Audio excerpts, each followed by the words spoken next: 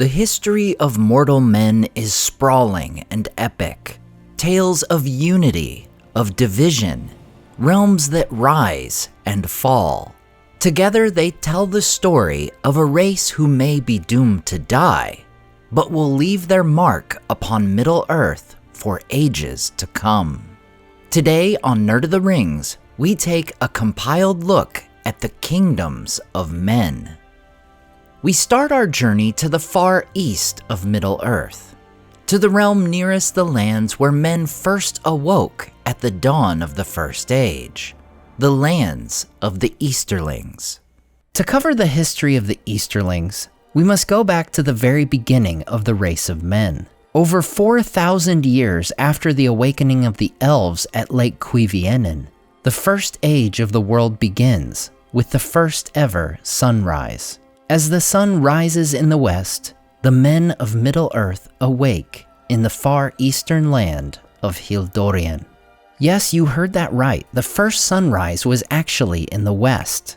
The original intent was that the sun should pass back and forth across the sky and never set. However, these plans were changed by the Valar, and instead the sun descended into Valinor in the west, passing beneath the earth and rising again in the east, giving us a more familiar sunrise and sunset.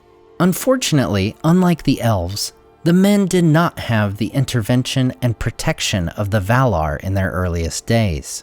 Morgoth discovers that the second children of Iluvatar have come, and personally travels to the east, where he works to corrupt them to his will. Some of the men would instead flee to the west, and would become known as the Edain, the great allies of the elves in the First Age, and the ancestors of Numenor and the Dunedain. Many of the men who had remained in the east for a time eventually make their way west as well. These men, now known as Easterlings, split. While some remain in the eastern portions of Middle-earth, others travel north above the Blue Mountains and arrive in the lands of Lothlin in 463. These men are motivated by the rumor of land and riches that await them in Beleriand and are secretly allied with Morgoth. These Easterlings, led by their lords Bor and Ulfang, come to meet Maedhros, who lived in the east of Beleriand. Maedhros gives the men lands to the north and south of his own to dwell in. It is said that the people of Bor were worthy folk and tillers of the earth, likely meaning they were early farmers of Middle-earth. The men of Bor and Ulfang joined the Union of Maedhros, a great alliance of men, elves, and dwarves to stand against Morgoth. In 472, the alliance moves to open war with the Dark Lord in the Nirnaeth Arnoediad. Many tragedies and triumphs occur in this battle, but the final stroke that would prove fatal for the alliance would come from within. For in this moment, the House of Ulfang reveals its treachery. They turn on the alliance, sealing its defeat. Meanwhile, the House of Bor would stand by their elven friends. Staring death in the face, they reject any previous alliance with Morgoth. And while it is believed that Bor was already dead by the time of this battle, his 3 sons battle the 3 sons of Ulfang, killing them before they are slain themselves. Afterward, Bor would be known among the elves as Bor the Faithful, the greatest of the Easterlings of old, and leader of his great and loyal house. As for the people of Ulfang, Morgoth had promised them rich reward for their treachery, but he denies them the fertile lands of Beleriand. Instead, he sends them to the lands of Hithlum. There, Morgoth and the Easterlings enslave many among the people of Hador, and some of its women are forced into marriage. In this time of servitude under Morgoth, the Easterlings would at times work side by side with the orcs. 16 years after the Nirnaeth, a group of orcs and Easterlings attacks elven refugees fleeing from Hithlum. It is here that Lorgan, the chieftain of all the Easterlings of Hithlum, captures the 16-year-old man Tuor and makes him a slave until Tuor would escape in 491. Later, Turin Turambar returns to his home of Dorlomin and finds Broda, an Easterling chief ruling in his father's realm. After exchanging words, Turin kills Broda and many of the Easterlings in his hall before fleeing the realm in 496. Turin's actions, while they could be seen as a fulfilling act of revenge for the character, would not make a great impact for the realm as a whole, which is still under Easterling control under Lorgan. Years later, in 500 of the First Age, after the death of his children, Hurin is released by Morgoth and returns home to Dorlomin. There he confronts Lorgan, who, along with many people of Hithlum, believed that Hurin must have joined Morgoth. Hurin rejects the friendship of Lorgan, revealing that he is no friend of Morgoth. Being more cunning than his followers who draw their swords at this news, Lorgan interprets Morgoth's reason for letting Hurin go free, that Hurin's actions may indeed bring about more evil, and he allows Hurin to leave Hithlum unharmed. 45 years later, the final climactic battle of the First Age begins. Like Ulfang before them, the Easterlings of Beleriand would ally with Morgoth in this war of wrath. After Morgoth is utterly defeated in 587, the surviving Easterlings would flee back east over the Blue Mountains, bringing us to the Second Age of the world. As we know, Sauron, Morgoth's chief lieutenant, escapes the judgment of the Valar and flees into hiding. Sauron turns to the east and south in an effort to bend men to his will and servitude. While the east had been free of Morgoth's direct influence for quite some time, Sauron would never let his legend truly die. He preys upon his master's old influence in this region, and many of the Easterlings come to fear Sauron as a king and a god. Under his influence, the Easterlings become greater in number and might. We are told they build many towns and walls of stone, and by the time of the War of the Ring, the Easterlings would even outnumber the men of the West. Over the centuries of the Second Age, Sauron would turn his attention to the elves of Eriador, seeking to manipulate them. It is then that the Rings of Power are created, and the War of the Elves and Sauron begins. After taking control of the 16 Rings of Power, Sauron is defeated by a combined force of elves and Numenoreans, causing him to retreat back to Mordor. In Mordor, however, he would not stay. He continues expanding his influence to the east, gaining more servants and worshippers. Among these is an Easterling lord known as Khamul. Sauron gives to Khamul a ring of power, to make him a great sorcerer and ruler among men. But over time, Khamul would begin to fade until he becomes a wraith, one of the 9 Nazgul. It is also during the Second Age, roughly the year 1600, that the Blue Wizards come to Middle-earth. They travel to the east, where their exact deeds are unknown, but we'll get to that in a minute. At the end of the Second Age, Sauron is defeated in the War of the Last Alliance. With Sauron's greatest defeat to date, the men of the East are finally released from his tyranny. However, the effects of thousands of years of Sauron's influence would not disappear in a mere instant. We are told that there are battles pitting Easterling against Easterling in the time that followed Sauron's first downfall. Some Easterlings would journey to the west, and finally enter the records of Gondor in 490 of the Third Age. In this year, they attack the Gondorians between the Sea of Rhun and the Ash Mountains. In 500, King Romendasil would drive the Easterlings back in defeat. 41 years later, the Easterlings would counter, killing Romendasil in battle before he is avenged by his son, Turambar.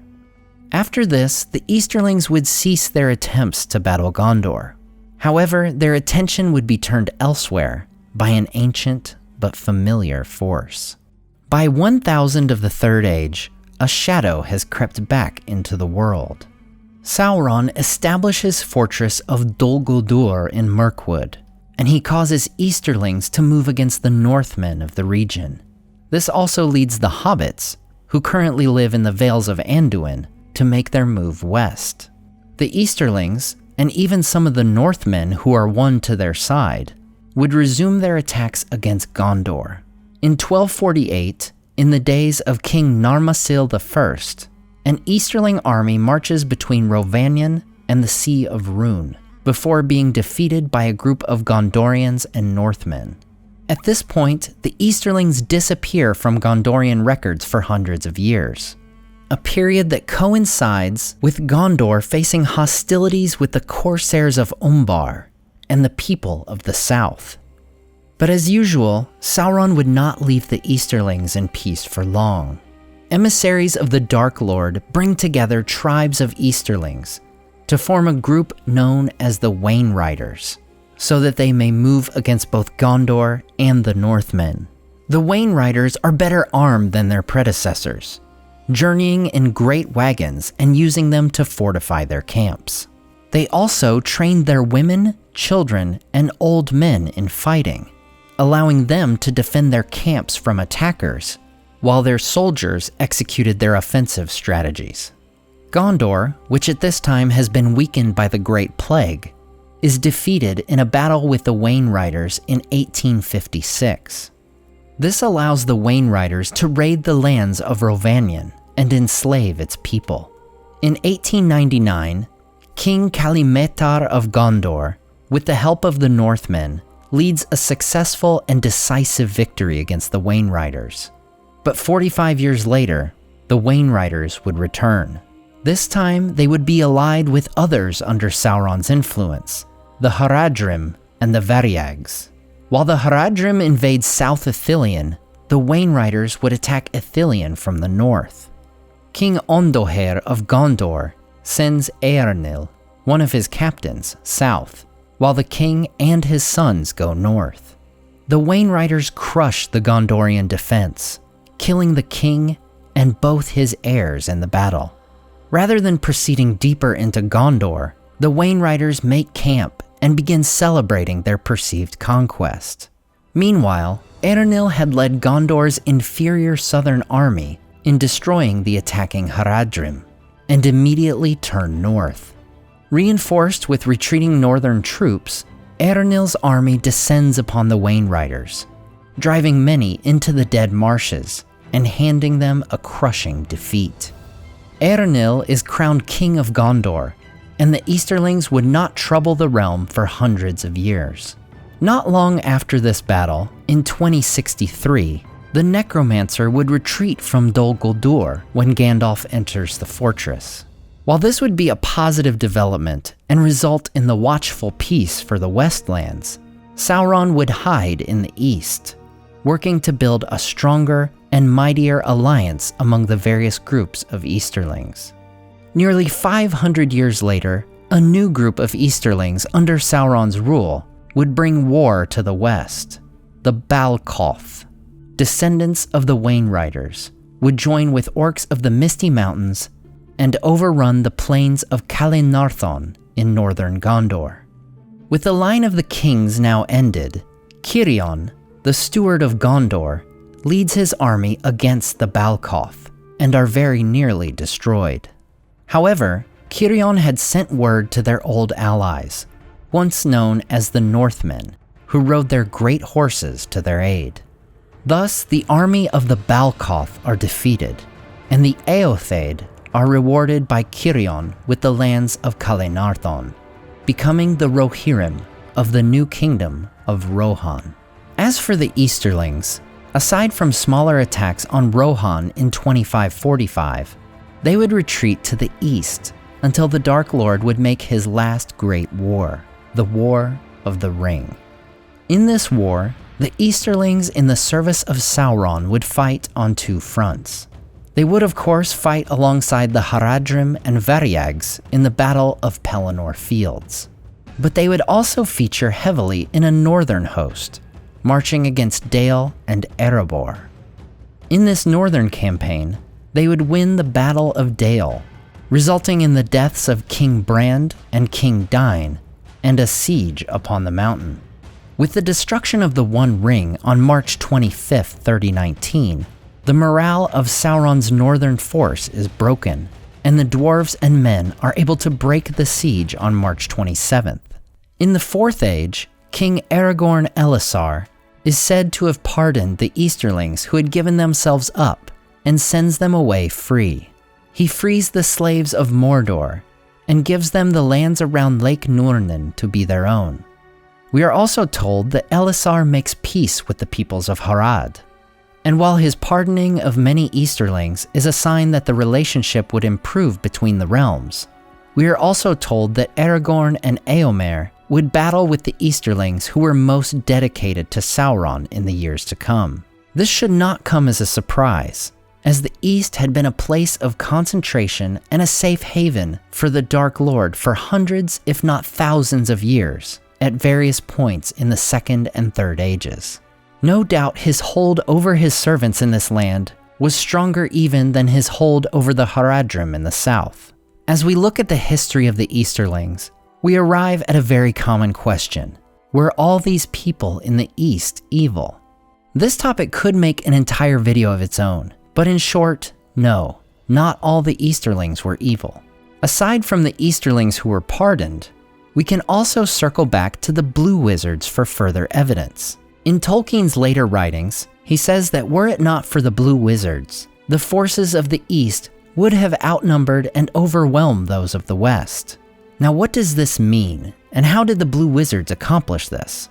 Tolkien doesn't say for certain, but I firmly believe the most logical explanation is that the Blue Wizards led those among the Easterlings who refused to serve Sauron, much like Gandalf leads and guides the free peoples in the West. In the history of the Easterlings, we see the greatest skill of Sauron, not to create powerful weapons, but to create division, corrupting men to his service, and manipulating men against one another. As we look at the lands affected by Sauron, it's amazing to think how quickly a darkening Numenor fell into Morgoth worship and destruction, a mere 57 years after Sauron's capture. And while Sauron certainly had great success in the East, it's incredible to think there were still good men after thousands of years of Sauron's influence. While the majority of Easterlings may have fallen under his sway, I believe we must realize there were likely many who stood against him, those in the very mold of Bor the Faithful. We now turn our attention to arguably the greatest kingdom of men to ever exist, the mighty realm of Numenor. At the end of the First Age, with the lands of Beleriand destroyed by the War of Wrath, the map of Arda is forever changed. While most of the change would be a loss of land, there is an exception, an island southwest of the mainland of Middle-earth. This island is a gift of the Valar to the Edain, the men of the First Age who fought with the host of Valinor against Morgoth. These men are led by Elros, the brother of Elrond, who chose to be counted among mortal men. They sail from the coast of Middle-earth, following the star of Eärendil, Elros' father, arriving at the island in the year 32 of the Second Age. This island comes to be known as Numenor, and Elros is its first king, leading his people for the next 410 years, before he dies at the age of 500. The Numenoreans would come to be known as the mightiest of men in both their nobility and their physical stature, believed to have a typical height of around 7 feet tall.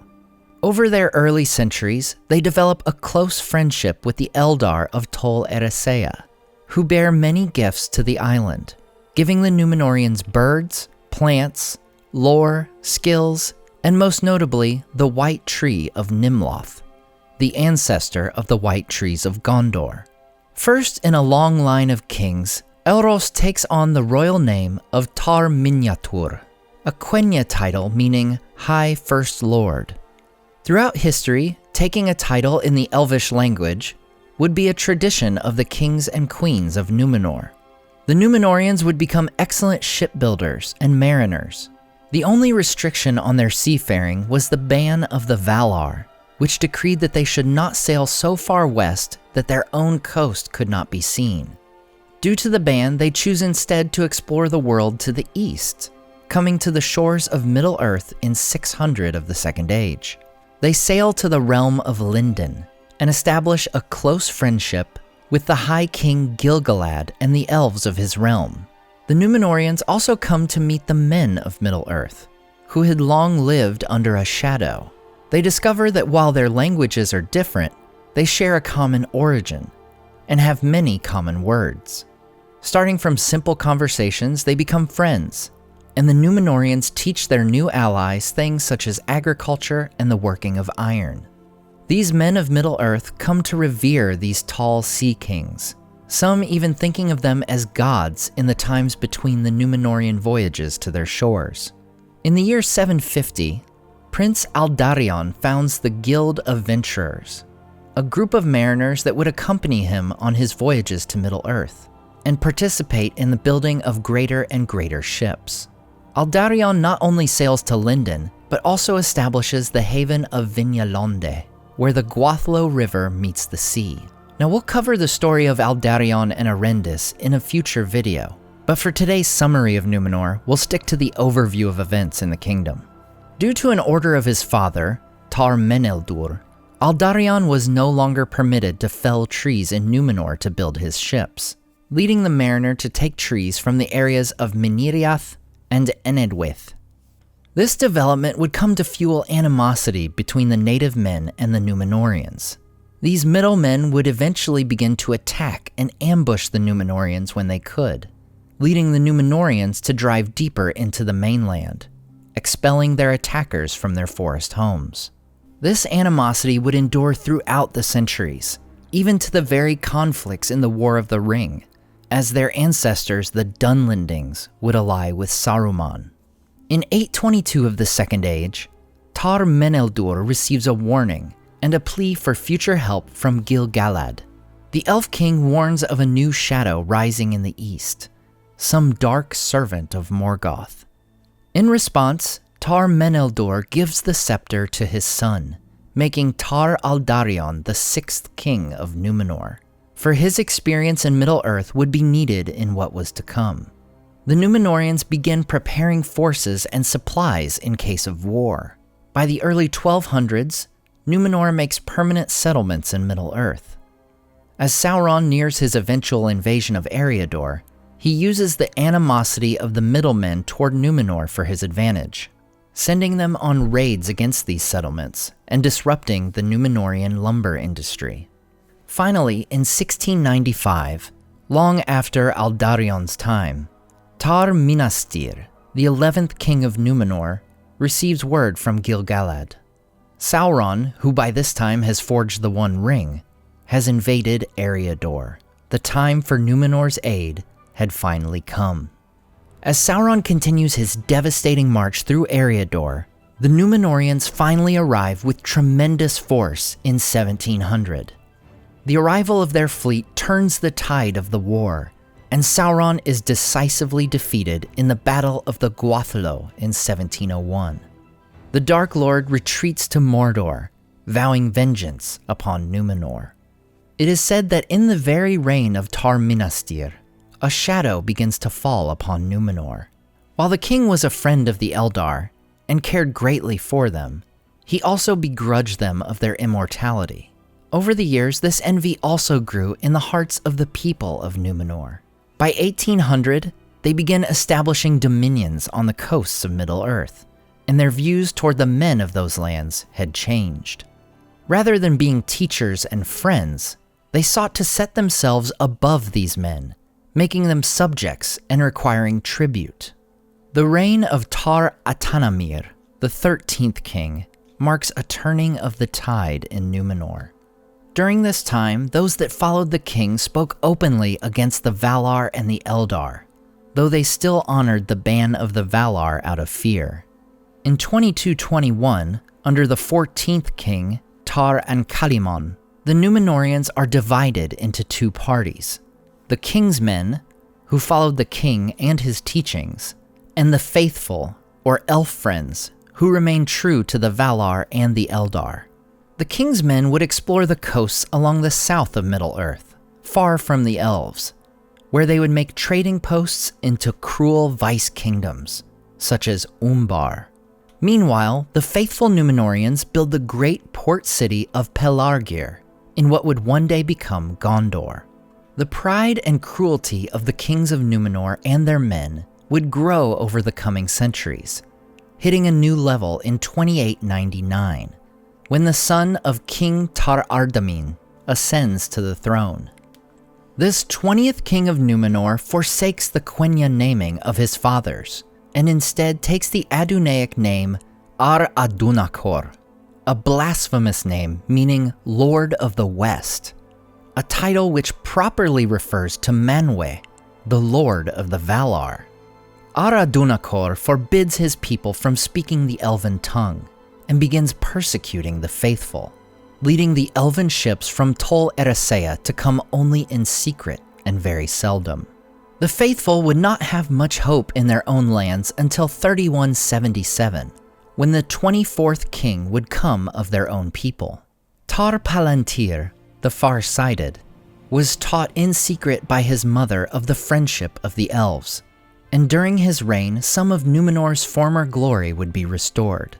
During his rule, the White Tree would be properly tended, and he would once again take part in the 3 annual religious ceremonies of their people. Tar Palantir's foresight led him to conclude that should the White Tree ever perish, the line of the kings of Numenor would also come to an end. With the king's men greater in number and their ways entrenched in the lands, Tar Palantir's rule is met with both strife and rebellion.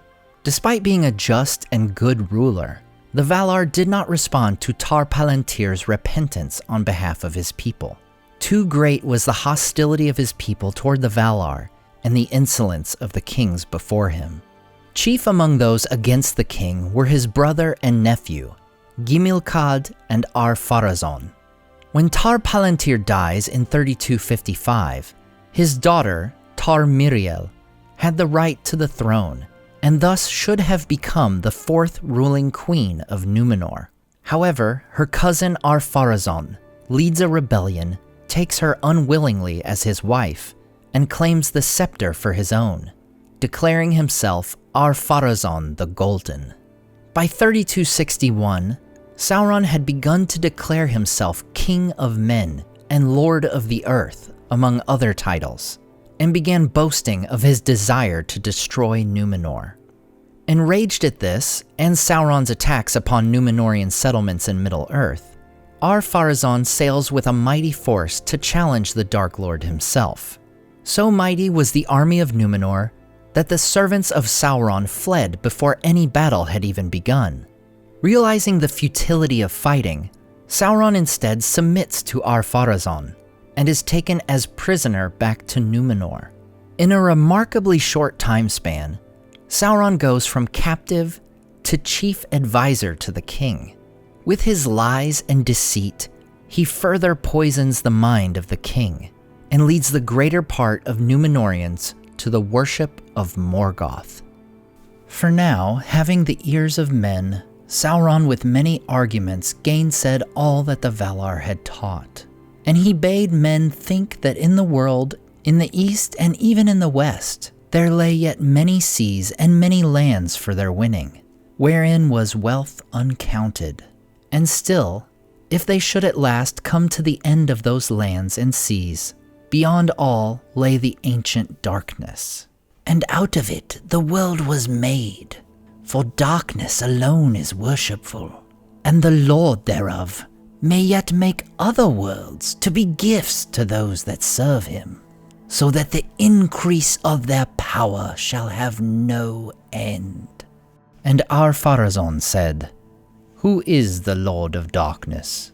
Then behind locked doors, Sauron spoke to the king, and he lied, saying, "It is he whose name is not now spoken, for the Valar have deceived you concerning him, putting forward the name of Eru, a phantom devised in the folly of their hearts, seeking to enchain men in servitude to themselves. For they are the oracle of this Eru, which speaks only what they will.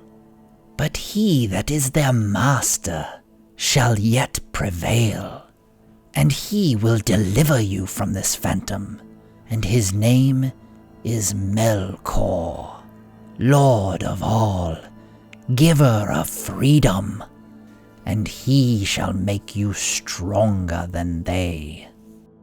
With the words of Sauron in his ear, Ar-Pharazôn leads his people to become even more warlike and brutal. They hunt the men of Middle-earth and make them into slaves.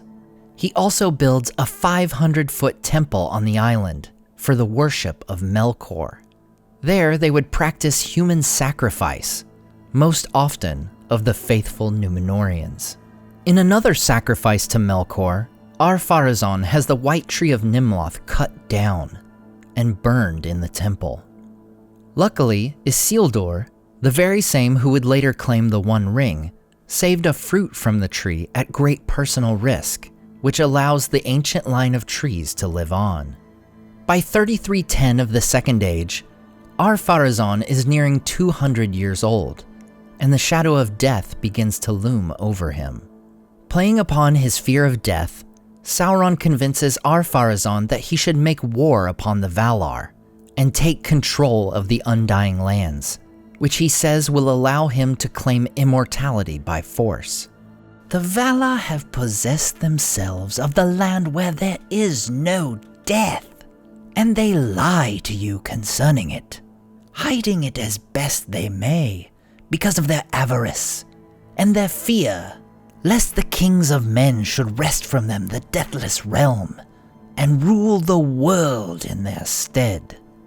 And though, doubtless, the gift of life unending is not for all, but only for such as are worthy, being men of might and pride and great lineage, yet against all justice it is done that this gift, which is his due, should be withheld from the King of Kings, Ar-Pharazôn, mightiest of the sons of the earth, to whom Manwë alone can be compared, if even he. But great kings do not brook denials, and take what is their due." For the next 9 years, the king builds up an armada, known as the Great Armament. In 3319, he boards his flagship and sails toward Aman. Sauron remains behind, delighting in the chaos and darkness he had wrought from within. Ar-Pharazôn lands on the shores of Aman and makes camp at the hill of Tuna. In this moment, Ilúvatar opens a massive chasm in the sea, swallowing the fleet of Numenor. Ar-Pharazôn and his host on the land are buried under falling hills, and the very shape of the world is changed from flat to round. The lands of Aman and Tol Eressëa are made so that no mortal sailor could ever reach the Undying Lands again. Meanwhile, in Numenor, the island is covered by massive waves and sinks into the abyss below, under the sea. As the catastrophe comes upon her homeland, Tar Miriel rushes to reach the sacred peak of Meneltarma, but is taken by a great wave. Sauron is in his temple of Melkor as the waves come for the island. His body is destroyed, but his spirit survives. He would return to Mordor in 3320. Unable to ever again assume his fair form, he abandons his previous tactics of secrecy and treachery, and begins to rule through terror and force, much like his master before him. Precious few Numenoreans survive the destruction of their kingdom, the most famous of which were Elendil and his sons Isildur and Anarion, with their 9 ships of the faithful. Aside from the faithful, there were other Numenoreans who survived, those who already dwelt in the settlements of Middle-earth and were among the king's men. These men continue their loyalty to Sauron and come to be known as the Black Numenoreans. It was one of the Black Numenoreans who would later become the Mouth of Sauron.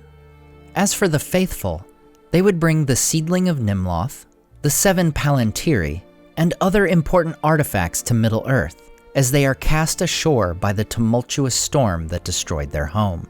they established the Numenorean realms in exile, Arnor and Gondor, realms that would play vital roles in the remainder of the Second Age and beyond. Numenor from then on would be known as Akalabeth, or Atalante, meaning the downfallen. Ever after, the survivors of Numenor would yearn for their lost home. Elendil would gaze into one of the Palantiri in an attempt to see the island of his youth, only to see the waters where it had been. In later days after the fall, those who survived Numenor's destruction came to believe that the sacred mountain of Meneltarma survived the destruction and was raised to be an island of its own. Over time, Elendil's heirs would once again build great ships in search of the mountain, but they would not find any such land. They would sail west only to discover that the world was now round, and that their great island realm was truly gone forever. Never again would the kingdoms of men reach such heights as Numenor, though over the years, among their people, their rulers, and their kings, there would be glimpses of the greatness of old. The remnants of Numenor living on in the Dunedain, the men of the West, the men of Gondor and Arnor. Following the fall of Numenor, 2 new kingdoms of men would arise. The first of these is founded by the High King Elendil. Next, we cover the realm of Arnor.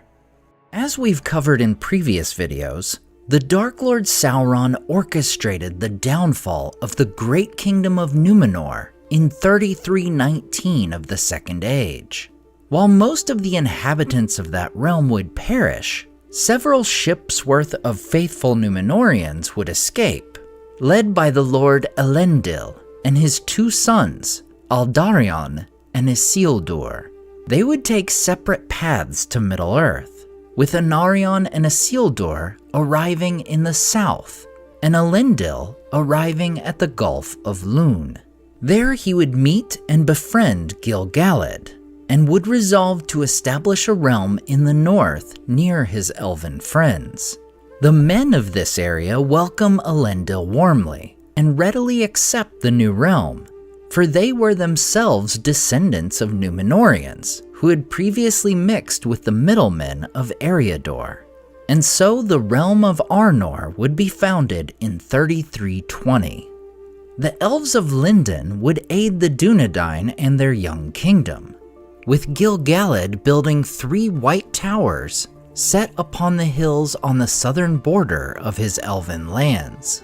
And it was here that Elendil would place a Palantir, one of the 7 seeing stones which were saved from the drowning of Numenor.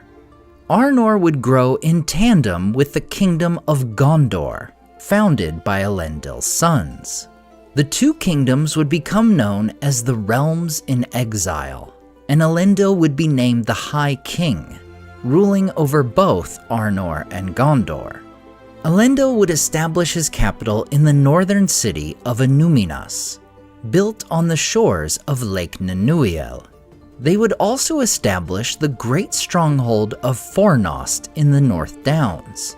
Beyond these 2 major cities, the inhabitants of Arnor would live in the hills of Rhudaur and around the River Lune and the River Baranduin, later known as the Brandywine.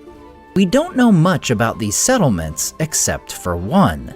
On the southernmost point of the Weather Hills, the Dunedain built the Great Watchtower of Amansul. This mighty tower featured a great view of the surrounding lands, and would be the site of many important events to come. Not much else is known of the early days of Arnor. While it grew in population and lands, it never became as powerful or prosperous as Gondor. And while the Dunedain in exile would find a new home in Middle-earth, it would quickly come under threat. For in the same year of Arnor's founding, Sauron's spirit, fleeing from the drowning of Numenor, would return to Middle-earth, and he would re-establish himself in his old stronghold in Mordor. No longer able to take a fair shape, Sauron would rule through terror and force. as he slowly builds up his strength. He would be enraged to learn that those among his hated Numenorean enemies had survived the downfall, and that Elendil and his sons had established their great realms so close to his own. Therefore, in 3429, he would launch a preemptive strike upon Gondor. This leads Isildur to depart Minas Ithil, to join his father in Arnor. He leaves Anarion to defend Osgiliath. Upon learning of the attack by Sauron, Elendil would swiftly send word to Gil-galad, and the two kingdoms would form the last alliance of elves and men. Gil-galad would meet Elendil at Amon-Sul, where they would seal their alliance with an oath, and it was said that Elendil would invoke the name of Eru himself in the oath, a rare act traditionally reserved for the king of Numenor. In fact, this would not be done again for thousands of years, not until the Oath of Kirion in 2510 of the Third Age. The mighty host would travel to Rivendell in 3431. There they would spend the next 3 years forging weapons and armor and making plans for their assault. In response to this alliance, Sauron would send a host of orcs to waylay them, burning and despoiling the land as they traveled north, where they would lie in wait for Elendil in the Misty Mountains. Finally, in 3434, the last alliance would depart Rivendell. They would cross the Misty Mountains at multiple locations, and it was said that their hosts were so large and splendid that the orcs cowered in fear instead of attempting to waylay them. The hosts would come to the Vales of Anduin, where they would be strengthened by elves from Lorien and dwarves from Khazad-dûm. Learning of their advancement, Sauron would attempt to hinder them by burning the gardens of the Entwives, thus creating the Brown Lands. However, it would not stop the alliance, and their forces would come to the plains of Dagorlad, where they would meet Sauron's forces in battle. They would fight for months before Sauron finally retreats behind the Morannon to his fortress of Barad-dûr. The alliance would breach the Morannon and lay siege to Barad-dûr, sustaining heavy losses, including Elendil's son Anarion. Finally, after 7 years, Sauron would emerge to break the siege, driving the alliance to the slopes of Orodruin. In this final hour, Sauron would fall at the hands of Gil-galad and Elendil, though both would be slain in the act. Isildur cuts the One Ring from Sauron's finger, setting into motion the great events of the War of the Ring, which we are all familiar with. And thus the first king of Arnor and the High King of the Realms in Exile would fall on the slopes of Mount Doom. As Elendil's only living heir, the High Kingship would pass to Isildur, yet he would never take the throne. For in the second year of the Third Age, Isildur is slain in the disaster of the Pelennor Fields, as he was traveling north to Rivendell before going on to Arnor. With his oldest 3 sons slain in the disaster of the Pelennor Fields, the kingship would pass to Isildur's 4th and youngest son, Valandil, who had remained in Rivendell due to his young age, though at this time he would not claim the high kingship of both kingdoms, for the realms of Arnor and Gondor are now split. For centuries, the kings of Arnor would claim the title of High King, though it was in name only. In turn, the kings of Gondor would not claim any right to the kingship of Arnor. While still connected by a bond of kinship and alliance, the divide between the two kingdoms would grow. Gondor would flourish, while Arnor would diminish. For the men of Arnor suffered many casualties in the War of the Last Alliance, leading to widespread depopulation throughout the realm. And Arnor would never truly recover from this. Looking ahead to the year 861 of the Third Age, the capital of Arnor would move from Annúminas to Fornost. No longer a site of great importance, Numenor would eventually become abandoned.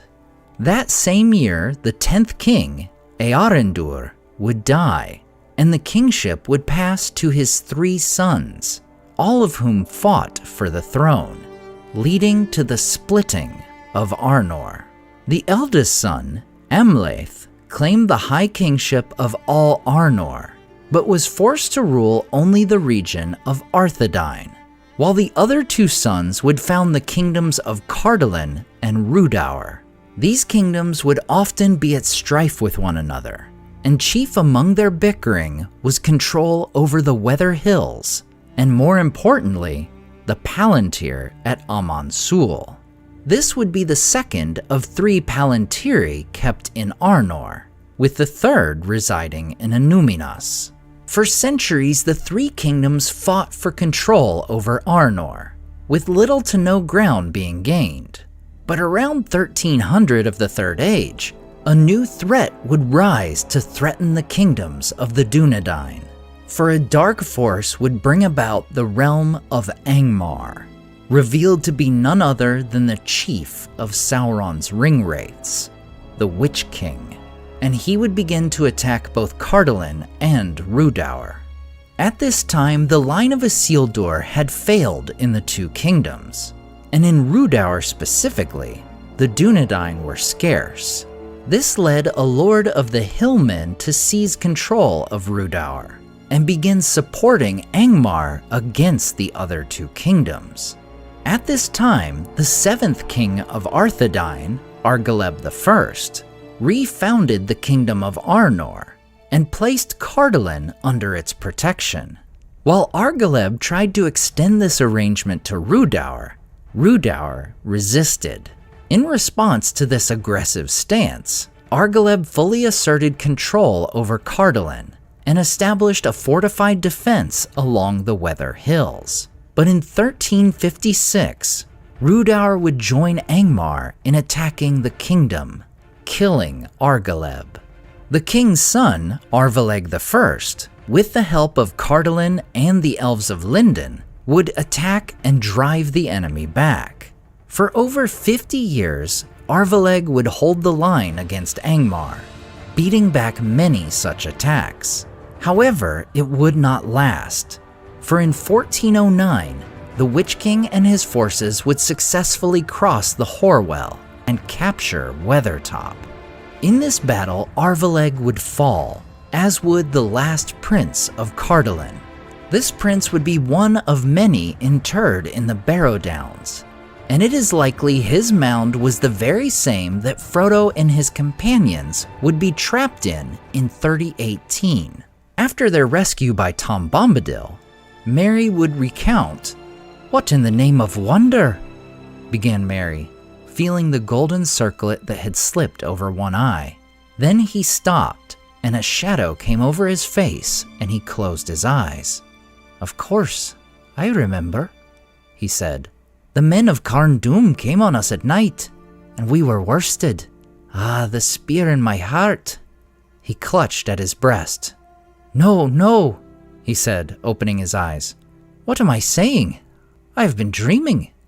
And it is theorized in Hammond and Skull's Reader's Companion that this may have been a memory of the final moments of this prince's life. Despite the fall of Amon Sul, its Palantir would be saved and taken to Fornost. With the tower conquered, Angmar would have free reign over Cardolan, and they would ravage the lands. The remaining men of Cardolan would flee and dwell in the Barrow Downs or the Old Forest. With the population of Rhudaur loyal to Angmar, and the population of Cardolan scattered and beaten, the remaining Dunedain in Arthedain would not have the strength to fight back against the power of the Witch King. In the midst of this darkness, Arnor would gain a surprising new population. In 1601, hobbits living in Bree would obtain permission from the king to cross the river Branduin and settle in the lands that would come to be known as the Shire. These fertile lands were once the hunting grounds of the kings of Arnor. They would swear allegiance to the king of Arnor, and consider themselves subjects of this king. However, this was relatively nominal in nature, as the Shire and its inhabitants were mostly left alone. Further hardship would befall Arnor in 1635, when the Great Plague, likely created by Sauron, would ravage most of Middle-earth. It would eventually come to the lands of Arnor, hitting Cardolan particularly hard. The death was so profound that the shared garrison at Tharbad was permanently abandoned, and the last of the Dunedain in Cardolan would perish in the Barrow Downs. Fortunately for Arnor, the plague lessened as it reached Arthedain, and the casualties there were far fewer. And while this small relief would greatly benefit Arnor in the years to come, the plague led to the ultimate desolation of Eregion, with most of the men there dying or fleeing to further lands. At this time, Gondor and Arnor began to suspect that all the misfortunes and disasters might have a single origin. They therefore attempted to rebuild and renew their old alliance. The Prince Arvedui, heir to the throne of Arnor, would marry Firiel, daughter of the King of Gondor. And upon the Gondorian king's death, Arvedui would attempt to reunite the kingdoms and claim the kingships of both Arnor and Gondor. However, the Council of Gondor refuses the claim, though they would still maintain good relations with Arnor and promise aid in their fight against Angmar. However, this help would come too late, for in 1973, King Arvedui would send word that Angmar was planning their final assault. And while Gondor would send a force to aid them, it would not be in time. In 1974 of the Third Age, the Witch King would launch his final attack, overrunning the capital of Fornost and driving the surviving Dunedain west to Lune and Linden. Arvedui would flee north, seeking shelter in the Blue Mountains. From there, he would go further north, coming at last to Forochel, seeking aid from the Losoth. They would help the king and his men until a ship sent by Círdan would arrive to save them. However, it would be their undoing, for Arvedui ignored the warnings of the Losoth and would perish when the ship is sunk in a great storm. Finally, the reinforcements from Gondor would arrive, and with the help of Círdan and the elves of Linden, they would assault the Witch King in Fornost. After the arrival of the elves of Rivendell, the Witch King would flee the ruined capital, and confronted by cavalry from Gondor and the powerful elf lord Glorfindel, the Witch King would abandon his realm. And thus, in one great battle, both Angmar and Arthedain are destroyed.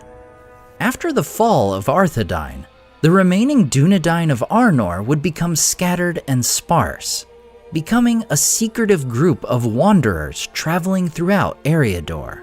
Arvedui's son, Aranarth, would not claim the title of king, but rather would adopt the title of chieftain of the Dunedain.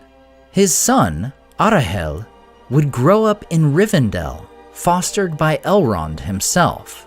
This would start a tradition of all heirs of the House of Isildur being fostered in Rivendell.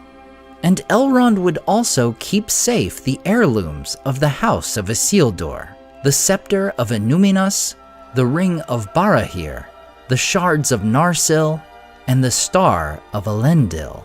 And it is thus that the line of Isildur endured throughout the long years to come.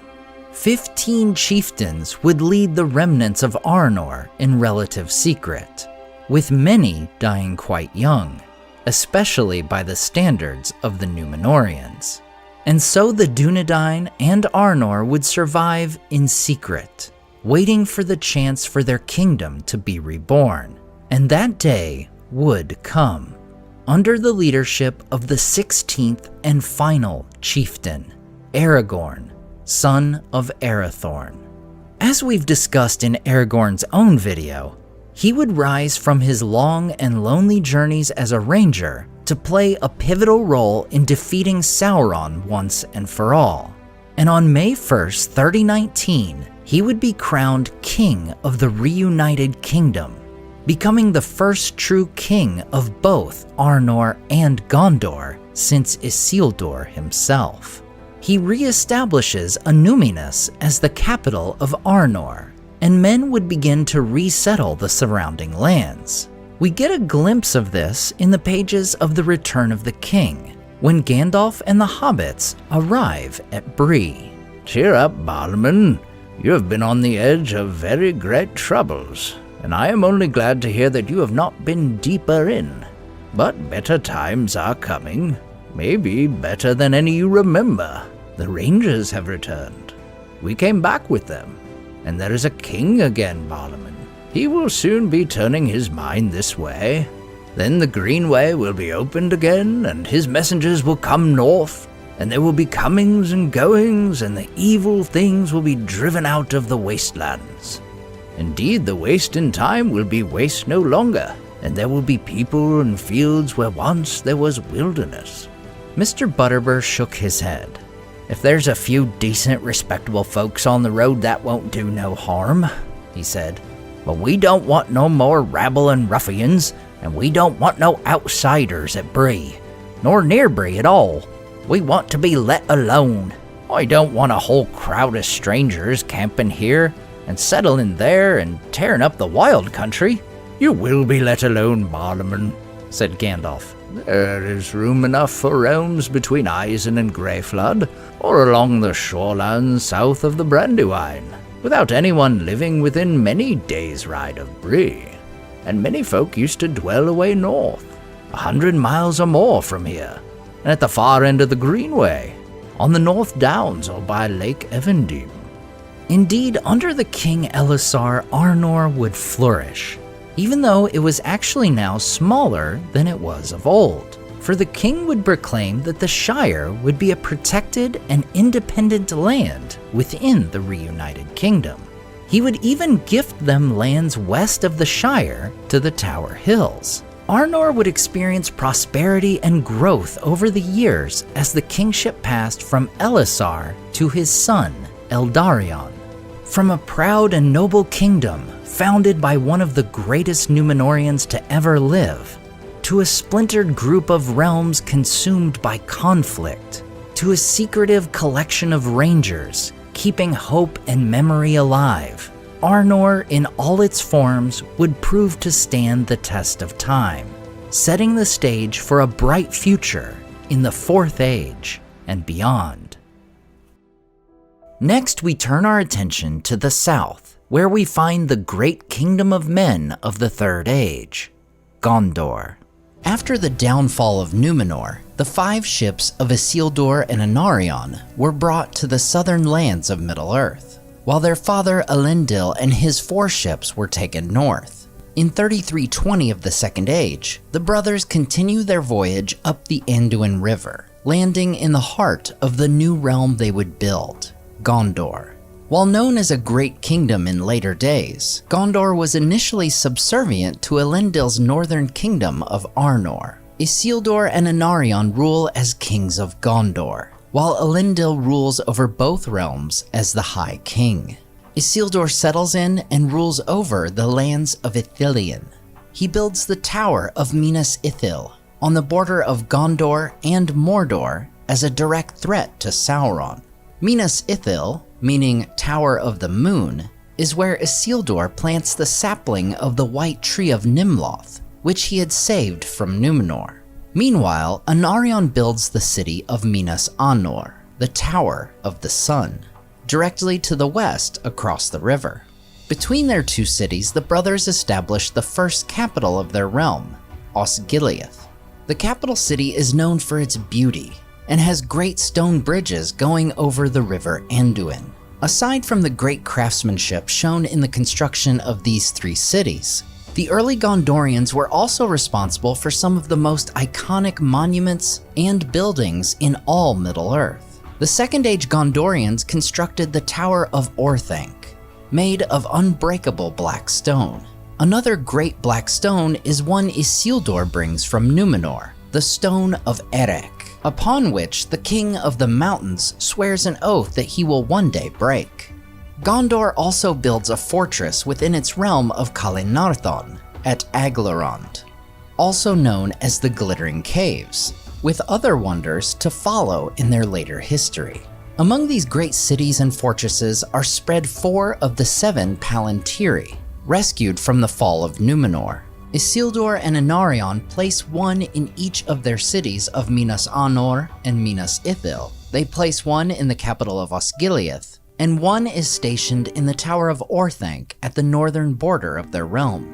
Among the citizens of this newly formed kingdom are men of Numenor who already lived in Middle-earth. These people, many of whom were among the faithful, and at least partially of Numenorean descent, lived in long-held Numenorean colonies like Belfalas and Pelargir. The nobles of Belfalas were given a hereditary princedom, from which we would eventually get Imrahil, the prince of Dol Amroth. Despite its role as the lesser kingdom, Gondor is, from the very beginning, more powerful and populous than the northern Arnor.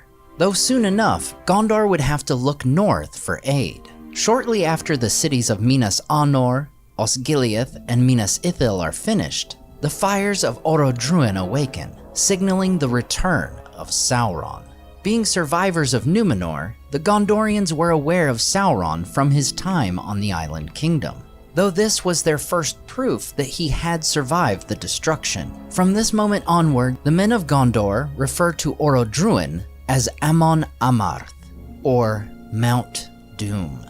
In 3429, Sauron begins his quest for vengeance upon the men of Numenor. He launches an attack upon Minas Ithil, forcing Isildur to retreat along with his family and a seedling of the White Tree of Gondor. He sails down the Anduin and out to sea, before going to his father in Arnor. Meanwhile, Anarion is left to hold out against Sauron, protecting Minas Anor and Osgiliath for the next 5 years. He would in fact succeed in driving Sauron's forces back to the Efel Duath, but as their enemy gathers reinforcements, they know they cannot hold the line indefinitely. Finally, in 3434 of the Second Age, Isildur would return alongside his father, Elrond Half-Elven, and the High King of the Noldor, Gil-galad, in the last alliance of elves and men.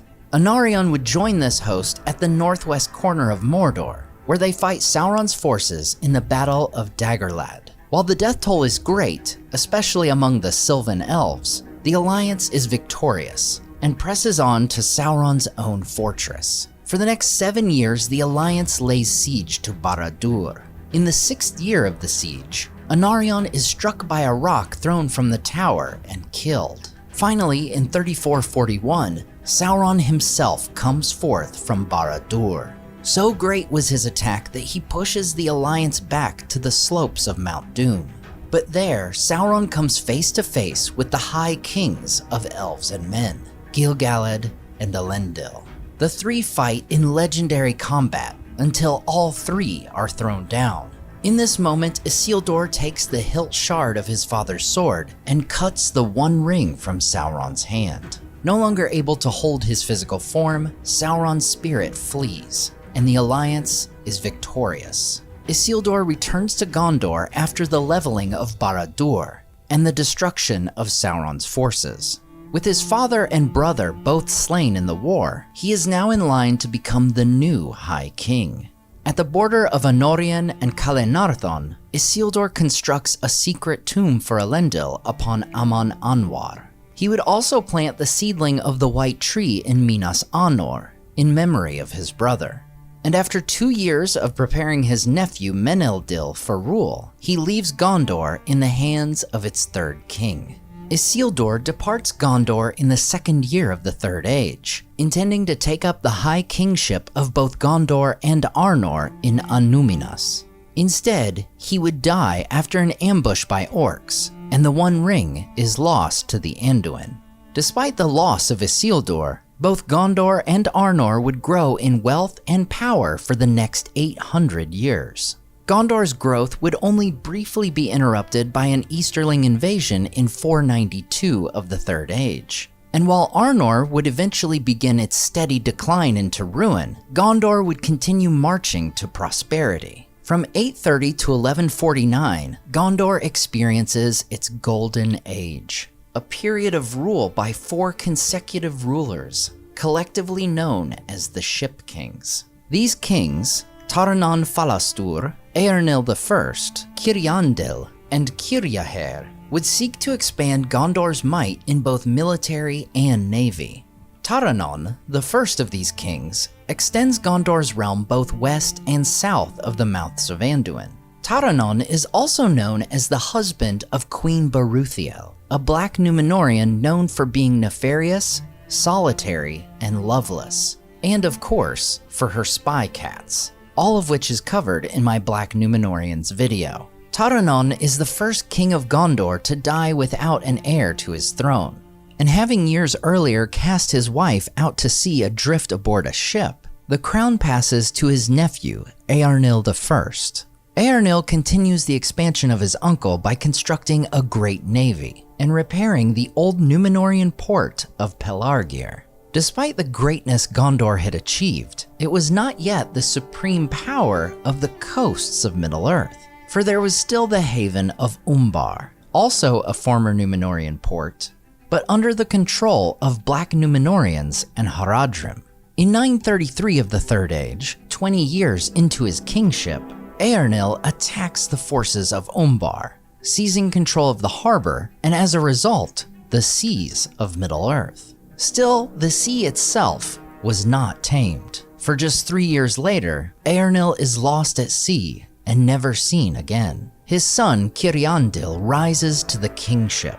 This third ship king continues the practice of building ever more ships, though he would die 79 years later in Umbar when the Haradrim, led by the lords exiled by his father, lay siege to the city. Kirjaher then becomes the fourth and final ship king. He seeks vengeance for his father's death, and after building up his armies, he attacks Harad by both land and sea in a decisive victory in 1050. He forces the defeated kings of Harad to acknowledge the overlordship of Gondor and dubs himself Hyarmendasil, meaning South Victor. At this moment, Gondor is at the very height of its power, both militarily and in terms of lands occupied. Their lands stretched from Celebrant in the north to Harnan and Umbar in the south, from the Grey Flood in the west to the Sea of Rhun in the east. The realm was now spread far and wide, but it would not last, for lesser kings, plague, and civil war were on the horizon.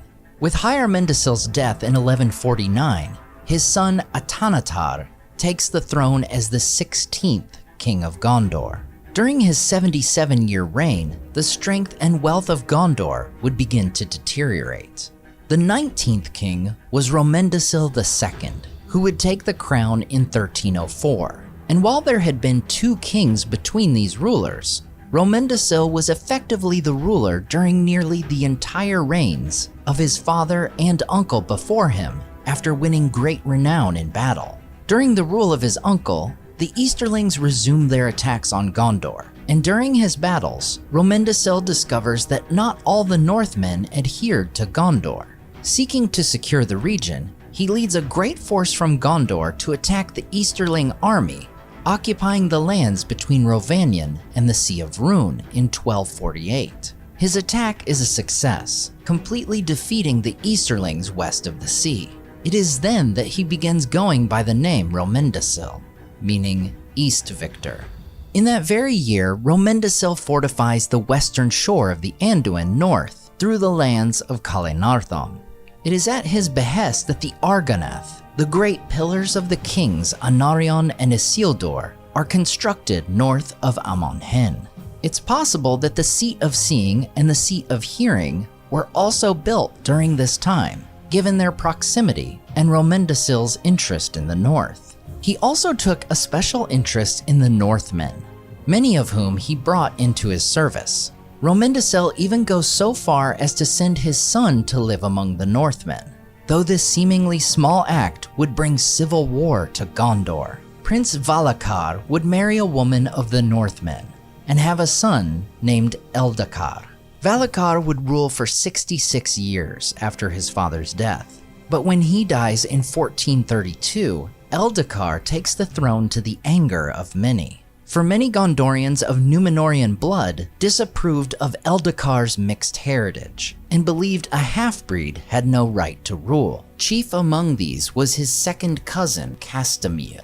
Castamir was Gondor's captain of ships, and thus was supported by both Umbar and Pelargir, among other coastal regions of the realm. In 1437, 5 years into his cousin's rule, Castamir leads a rebellion and besieges the city of Osgiliath. During this attack, Osgiliath is covered in flames, and the Dome of Stars, a great hall in the capital, is destroyed, and its palantir is lost in the Anduin. In his sack of Osgiliath, Castamir first shows his utter cruelty and executes Eldakar's son, Ornendil. Thus begins the kinstrife in Gondor, a topic that can and will get its own video in the future. But for now, we'll touch on some of the biggest key points. Eldakar goes into exile, fleeing to his mother's kin in Rhovanion. In turn, many of the Northmen previously loyal to Gondor, as well as Gondorians in the northern provinces, rally behind the rightful king. Castamir would rule Gondor for 10 years, continuing to show his true colors to his people, and steadily losing favor and becoming seen as the usurper he was. Finally, in 1447, Eldakar returns with a great army from Rhovanion and meets Castamir's forces at the crossings of Erui. Many are killed in this deadly conflict before Eldakar takes his vengeance upon Castamir, killing him in single combat. Castamir's sons retreat to the haven of Pelargir, where they would hold out for a year before sailing with all their forces to Umbar. Eldakar, who had no ships of his own, is unable to pursue them, and as a result, Gondor would lose control of Umbar for the next 400 years, as the sons of Castamir join the enemies of Gondor, bringing into existence the Corsairs of Umbar. The Corsairs would ally with the Haradrim in a war against Gondor, in which the new king, Eldakar's son Aldamir, was killed. 11 years later, in 1551, Aldamir's son would defeat the men of Harad in battle, avenging his father and taking the name Hyarmendasil II. The Corsairs would plague the coast of Gondor for many years, but another plague would become a much greater concern for Gondor in 1636. This plague affects a huge area of Middle-earth, and its source is an old and ancient foe. The plague coincides with the emergence of a shadow in Dol Guldur, and Sauron's plague would not only devastate Gondor, but their enemies to the east and south as well. We are told Osgiliath is especially hard hit, and people fleeing the city would cause Minas Arnor to become the new capital of the kingdom. Meanwhile, Kalenardhon is so hard hit by the plague that it is nearly completely abandoned. Among the casualties of this plague are not only thousands of Gondorians, but King Telemnar, all his children, and even the White Tree of Gondor. After the kinstrife and now this great plague, Gondor has been severely weakened. In 1856 of the Third Age, enemies would once again come from the east. The spirit of Sauron once again moves the Easterlings into hostilities against Gondor. This group of Easterlings, known as the wayriders, traveled in great fortified camps of wagons and had invaded Rhovanion. King Narmasil II leads Gondor and the men of the north in the Battle of the Plains, south of Mirkwood. The battle is a disaster. Narmasil II is killed, and the Easterlings enslave the people of Rhovanion. Some of the Northmen would escape and flee to the upper vales of Anduin in their exile, becoming known as the Eotheid. The first lord of the Eotheid warns the new king, Kalimetar, who is determined to avenge his father, that the wayriders are preparing a raid on Kalenardhon, but that the enslaved Northmen were also nearing a revolt. With time being precious, Kalimetar leads an army north, drawing the wayriders south to meet them at Dagorlad. As the battle seems in doubt, Kalimetar's secret cavalry crosses the Undeeps, meets up with the Eotheid riders, and arriving at the battle, assure their victory. Between the battle and the revolt in Rhovanion, the wayriders are driven back to the east. In 1940 of the Third Age, after many centuries of operating independently of one another, King Ondoher of Gondor meets with King Arafant of Arthedain, a splinter kingdom of the former Arnor. They realize that the wars and plagues and misfortune they've experienced are no mere coincidence. There is a single force bent upon the destruction of the Dunedain. The kingdoms ally once more in hopes of saving both from collapse, and Prince Arvedui marries Ondoher's daughter Firiel, further cementing their alliance. However, whatever alliance there was would be short-lived, and merely bring about another contest for the throne. Just 4 years after their alliance, Gondor's enemies make a coordinated assault. The Haradrim invade from the south, and just a few days later, wayriders return from the east. Ondoher's distant cousin, Eärnil II, leads an army south, while Ondoher leads an army north to meet the wayriders. The chariots and horsemen of the Easterlings wreak havoc upon the king's guard, and Ondoher and both his sons are killed in the disaster of the Morannon.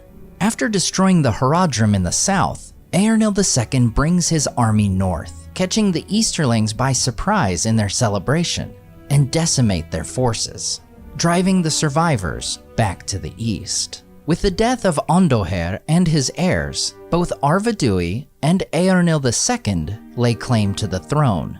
Arvedui's claim comes from, and would hinge upon, reintroducing an ancient Numenorean law of accession, which would see the eldest child, not the eldest son, inherit the throne, in which case his wife Firiel would become the first ruling queen of Gondor. He also attempts to capitalize on the fact that he himself was the heir of Isildur, and that their children would symbolize this reunification of Gondor and Arnor. While the steward, Pelennor, and the Council of Gondor acknowledge the honor that the heir of Isildur title commands, they decree the king of Gondor must be of the line of Anarion, and the kingship passes to Eärnil II.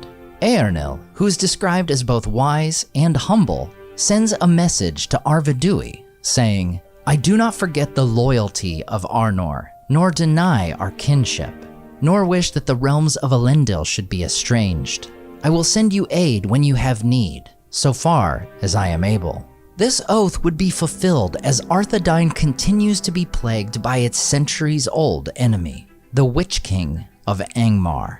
In the fall of 1973, Gondor receives word that Arthedain is about to be attacked as the Angmar War surpasses 400 years. Eärnil II sends his son Eärnor north with a fleet as great as they could spare. However, by the time they arrive, Arthedain is conquered, and Arvedui is drowned in the sea. Eärnor joins with Círdan, and the combined force of elves and men destroys the army of Angmar. Eärnor seeks to fight the Witch King, but his horse is terrified and flees the battle against its rider's wishes.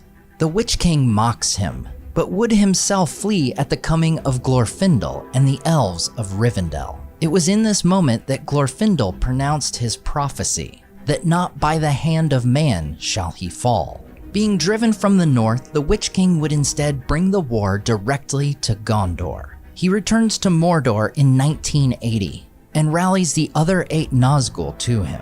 20 years later, they lay siege to Minas Ithil, and in 2002 of the Third Age, they sack the city and take control of its Palantir and remake the city to a place of unspeakable evil. This once great city of Isildur is occupied by foul creatures and comes to be known as Minas Morgul, Tower of Dark Sorcery. This leads many Gondorians living in Ithilien to flee, depopulating the lands east of the river. After his father's death, Eärnor ascends to the throne in 2043. After his coronation, the Witch King sends him a challenge to single combat, while reminding him of his disgrace of seeming to flee the battlefield in the north. Fortunately, the steward, Mardil Voronwe, convinces the king not to go. However, 7 years later, in 2050, the Witch King renews his challenge, and this time, the king would accept. he sets his crown upon his father's lap in the houses of the dead, and with a small escort of knights, he rides across the river and past the gates of Minas Morgul. None of the company would ever be seen again. After the childless King Arnor is killed by the Witch King in Minas Morgul, it is believed the line of Anarion has failed. No one with any tangential claim to the throne would come forward, for no one wanted to risk another kinstrife. At this time, Gondor is far from its previous heights, and another kinstrife would likely have destroyed the realm entirely. Thus, the rule of Gondor passes to the line of the stewards. Mardil Voronwe, the steward who attempted to dissuade Arnor from marching to face the Witch King, becomes the first of these ruling stewards in 2050 of the Third Age. Out of respect for the king's position, the stewards would never sit on the throne of Gondor, but in their chair of black stone placed below it. They would also never wear a crown, but simply hold a white rod, a symbol of their position. Upon being sworn in, each steward pledged to hold rod and rule in the name of the king until he shall return. While certainly respected, it is not believed the latter portion of this pledge will ever come to fruition. There were none in Gondor descended from Isildur's direct line, and by this time the northern realm of Arnor was wiped out, the sole remnant being the relatively small group of Dunedain Rangers. The rule of the stewards would actually begin rather well. Mardil is said to have ruled with a steady hand, which is how he earns the moniker Voronwe, meaning the steadfast. And fortunately for his descendants, their rule would coincide with the period of time known as the Watchful Peace. During Mardil's rule, in 2063 of the Third Age, the wizard Gandalf the Grey went to Dol Guldur to investigate the shadow growing there. Not ready to reveal himself, this necromancer flees, and for nearly 400 years, Gondor and much of Middle-earth would have peace. While Sauron goes to the east, where he would work to corrupt the men of that land, his Nazgul look inward. Rather than plan attacks, they would instead prepare for Sauron's return, giving Gondor a respite from war. However, Gondor would use this opportunity to strengthen its borders with Mordor and Minas Morgul. Hador, the seventh ruling steward, is recorded as the last of his line to have a lifespan of a Dunedain, living to 150 years. At this point, the blood of Numenor waned, and the lifespan of the stewards would shorten closer to that of normal men. The Watchful Peace comes to an end in 2460 of the Third Age, during the rule of Denethor I, not to be confused with Denethor II, who we'll meet nearly 500 years later. 15 years after Sauron returns to Dol Guldur, a new menace would be unveiled, the Uruk-hai. Unbeknownst to their enemies, the lords of Minas Morgul had bred this new race of orc. Faster, larger, stronger, and smarter than typical orcs, the Uruk-hai could travel in daylight without being weakened. They are unleashed from Mordor and conquer the lands of Ithilien, and sack the city of Osgiliath. Denethor's son, Boromir, leads the Gondorian forces in driving Uruks out of Osgiliath, reclaiming the once great capital. However, this would be the final blow to the city. Already damaged and depopulated starting with the earlier kinstrife, Osgiliath is completely abandoned after the attack by the Uruk-hai. Boromir would succeed his father as steward in 2477 of the Third Age, and while he had previously won back Osgiliath, the steward would have to fight several campaigns to win back the lands of Ithilien from the orcs. While he would eventually win back the lands of Gondor, Ithilien would remain depopulated, and during the war he receives a Morgul wound. Despite his strength, which was great, Boromir would become shrunken with pain and die just 12 years into his rule. The rule of Gondor passes to Boromir's son, Cirion, who would become one of the realm's most famous stewards. He takes leadership of a kingdom where the Corsairs of Umbar have begun raiding the coasts once more. Ithilien, the land bordering its closest enemy, is deserted, and their northern province of Kalenardhon is almost completely depopulated. Between Kalenardhon and the forts along the Anduin having been long abandoned, Cirion's primary concern is invasion from the north. He sends out spies so that he may be informed of any coming threats, and his men return with dire news. A new group of Easterlings has emerged, the Balcoth. Likely descended from the wayriders, the Balcoth were under the shadow of Dol Guldur, and using a large number of wagons, they were making their way westward. In the spring of 2509, Cirion receives word that hosts of these men are mustering along the southern border of Mirkwood, preparing to invade Gondor. Desperate for aid, Cirion sends out 6 volunteer riders to seek out their old allies, the Eotheid, from the far north. Of the 6 riders, only one would survive the 950-mile journey. Borondir delivers the Red Arrow, a symbol of the dire circumstances and a call for aid, to King Eorl the Young. Knowing the chances of word reaching the Eotheid were slim, and not knowing how they would respond, Cirion musters as great a force as he is able. He personally leads the army north to meet this new foe. However, the Balcoth cross the river Anduin and overpower the Gondorians, driving them north over the Limelight River. A bad situation gets worse as orcs descend from the Misty Mountains, pinning Cirion against the Anduin.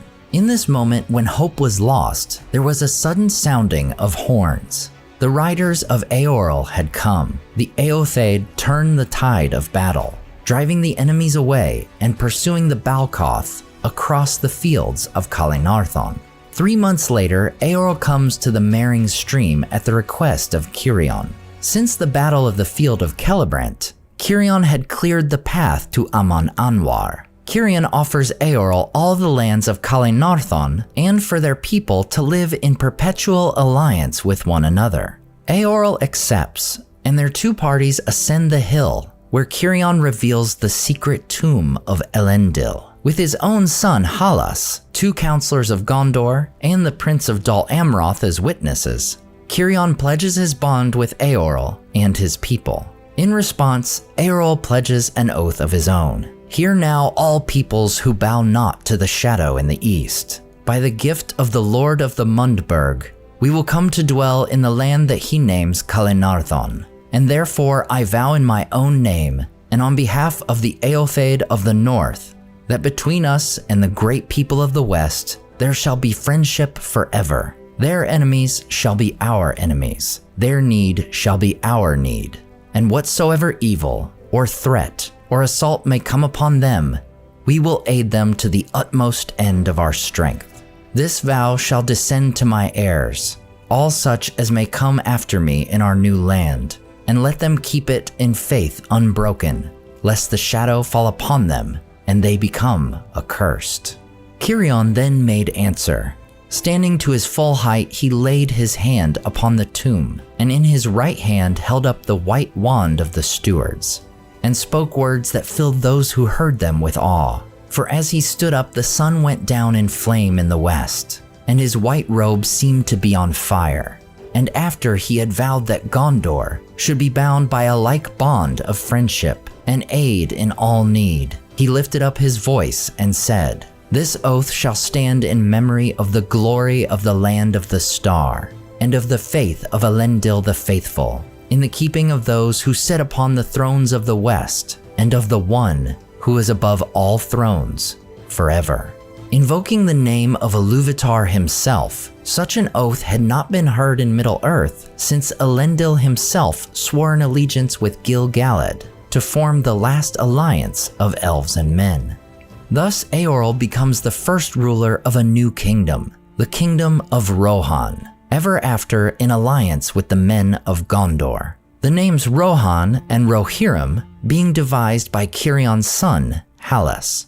With Amon Anwar no longer making the midpoint of Gondor, Cirion removes the tomb of Elendil and has it placed in the hallows of Rath Dinin in Minas Tirith. The following 200 years would largely be peaceful ones for Gondor. Between 2628 and 2655, during the rule of Belecthor I, we are told the Corsairs of Umbar once again become a threat to Gondor, though no specific battles or events are recorded. During the rule of Ecthelion I, the steward has the White Tower rebuilt in Minas Tirith. Standing 300 feet tall, the Great Tower shone like a spike of crystals, pearl, and silver. It would ever after be known as the White Tower of Ecthelion.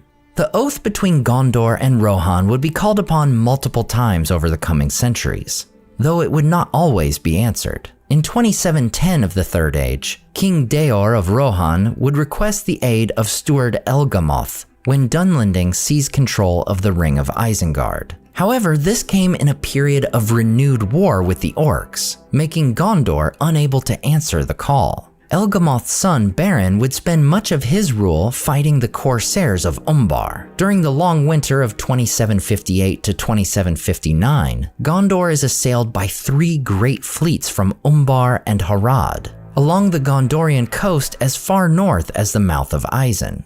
The northernmost of these forces joins with the Dunlendings in attacking King Helm Hammerhand's Rohan. Both kingdoms under attack, neither Gondor nor Rohan could assist the other for a long while. However, with spring on the horizon, Beren's son Baragon defeats the invading Corsairs and Haradrim. Thus, Gondor is finally able to send aid to Rohan, fulfilling the oath. Both Gondor and Rohan would survive these attacks, though Rohan's capital of Edoras was under enemy control for much of the winter. In the aftermath, Gondor is visited by one of the Istari. The wizard Saruman comes to Beren and requests permission to dwell in Isengard. Beren gladly agrees to having a wizard ally on the northern border of Rohan and gives him the key of Orthanc. Saruman by this time had already been seeking his own benefit, having researched much of the Rings of Power and deducing that one of the Palantiri remained in Orthanc. During the rule of Beren's son, Baragond, Gondor would once again be troubled by orcs. However, these orcs were not from Mordor. Instead, they were orcs fleeing the Battle of Azanabalzar, the climactic fight in the War of the Dwarves and Orcs. They take up residence in the White Mountains, and many battles would occur between men and orcs before the latter are destroyed. Still, Baragond's rule is largely a positive one, as Gondor begins to recover some of its strength. With the blood of Numenor still dwindling in the line of the stewards, Baragond's son Belecthor II is the last to live to 100 years old. Upon his death, the White Tree of Gondor also dies. However, the people of Gondor would leave it standing until the king comes. In 2882, Turin II becomes the 23rd ruling steward of Gondor, and would do much to secure the future of his realm. Ithilien was further deserted by his people due to invasions of orcs, but Turin II would not forsake these lands. He builds secret refuges for his soldiers in Ithilien so that they could combat this threat. The longest guarded and manned of these outposts was Henneth Anun, the very cave Faramir would take Frodo and Sam over 130 years later. But the greatest threat during Turin II's rule would come from the south. Ever since the kinstrife, the lands of Hornberg, also known as South Gondor, were a debated land between the Corsairs of Umbar and the Kingdom of Gondor. By the time of Turin II, the Haradrim occupied South Gondor, and from there in 2885, they would launch an invasion of Ithilien with great force. Fortunately, King Folkwyne of Rohan would fulfill the Oath of Eorl and sends many Rohirrim to Gondor. Thanks to the assistance of Theoden's great-grandfather, Gondor succeeds in defeating the Haradrim. Still, with this invasion, Gondor completely withdraws its people from Ithilien. The only ones remaining in the realm are the Rangers of Ithilien, soldiers left to harass the forces of their enemy as they could.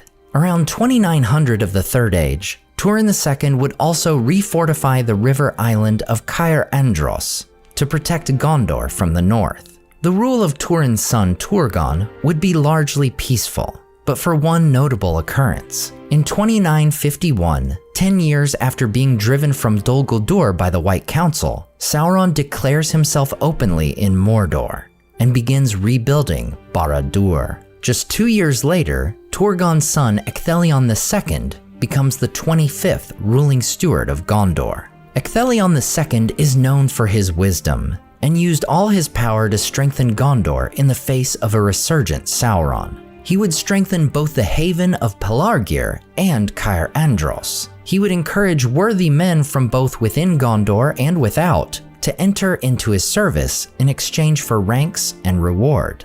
One stranger who comes into the steward's service is a man named Thorongil, who had previously served King Thingol of Rohan. Ecthelion grew to love Thorongil above all others, possibly even his own son, Denethor II. Denethor grows bitter toward Thorongil, and much of their council was in opposition. Thorongil advised Ecthelion to not trust Saruman in Isengard, but to instead turn to Gandalf the Grey. Thorongil advises the steward that the Corsairs of Umbar, the long-held enemies of Gondor, would prove a great threat to the southern fiefdoms if Sauron were to turn to open war.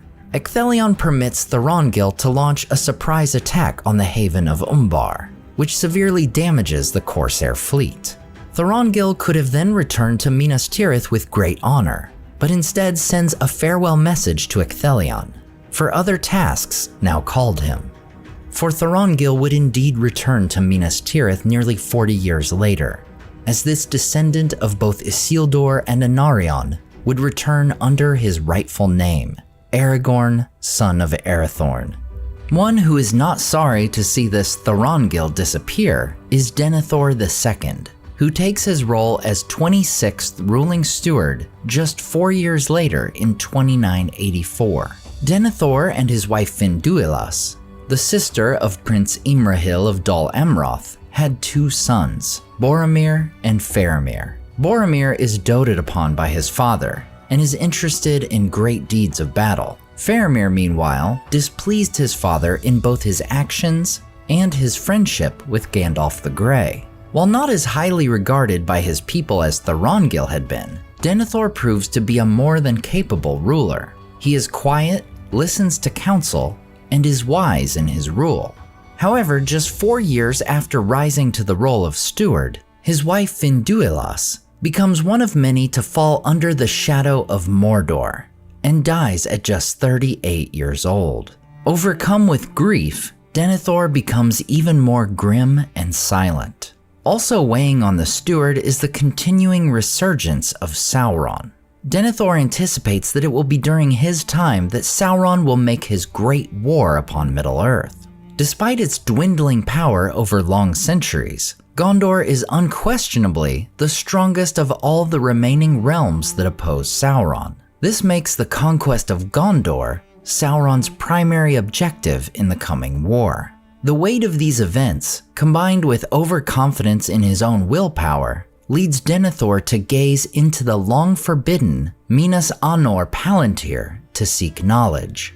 Indeed, Denethor would be successful in gaining the knowledge he sought, so much so that we are told his people wondered at him. However, Sauron, who would use his captured Ithil stone, discovers Denethor was also using one of the Palantiri. Sauron attempts to bring the Anor stone under his will, like he had done with Saruman and the Orthanc stone. However, he is unsuccessful. Denethor's strength of will, integrity, and right to use the stone wins out over even Sauron himself, though it comes at a cost.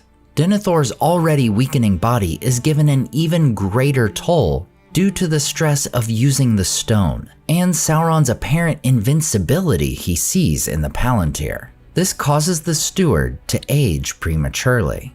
Sauron would finally launch the first attack of the War of the Ring on June 20th, 3018. While in outward appearance this attack on Osgiliath was made to test Denethor's strength, it also had the secret task of allowing the Nazgul to pass into Gondor undetected.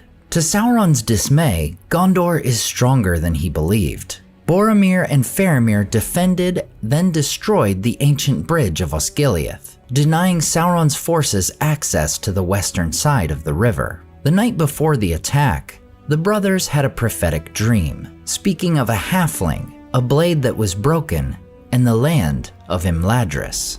Denethor recognizes Imladris to be Rivendell, and sends Boromir on the errand to find it, an errand from which he will never return. As Boromir heads north and joins the Fellowship of the Ring, Faramir is sent on March 1st to lead the Rangers of Ithilien. These lands that were so long a part of Gondor were now essentially held by the enemy. Operating out of places like Heneth Anun, the Rangers would raid the servants of Sauron like the Haradrim as often as they could. On the day Boromir is killed at Amon Hen, both Faramir and Denethor hear the horn of Gondor in the distance. 3 nights later, Faramir is sitting by the banks of the Anduin in Osgiliath when he either sees or envisions a boat carrying his brother's body out to sea. 13 days after Boromir's death on March 9th, Gandalf and Pippin arrive in Minas Tirith. On their way, they had seen another great feature of Gondor, the warning beacons. The beacons had been in place since the late Second Age, and were used to warn the southern lands of danger in Kalenardhon. With Kalenardhon now Rohan, they are typically used to warn the people of Numenorean of danger. That very day, the red arrow is delivered to King Theoden, a summons for aid from Denethor. And on March 10th, Sauron sends fumes from Mordor, blocking out the sun in much of Gondor and Rohan in what is known as the Dawnless Day. That very day, the Dark Lord sends his host from Minas Morgul, under the command of Gondor's old nemesis, the Witch King of Angmar. Also on March 10th, Faramir retreats across the Pelennor Fields and is saved from the Nazgul by Gandalf the White.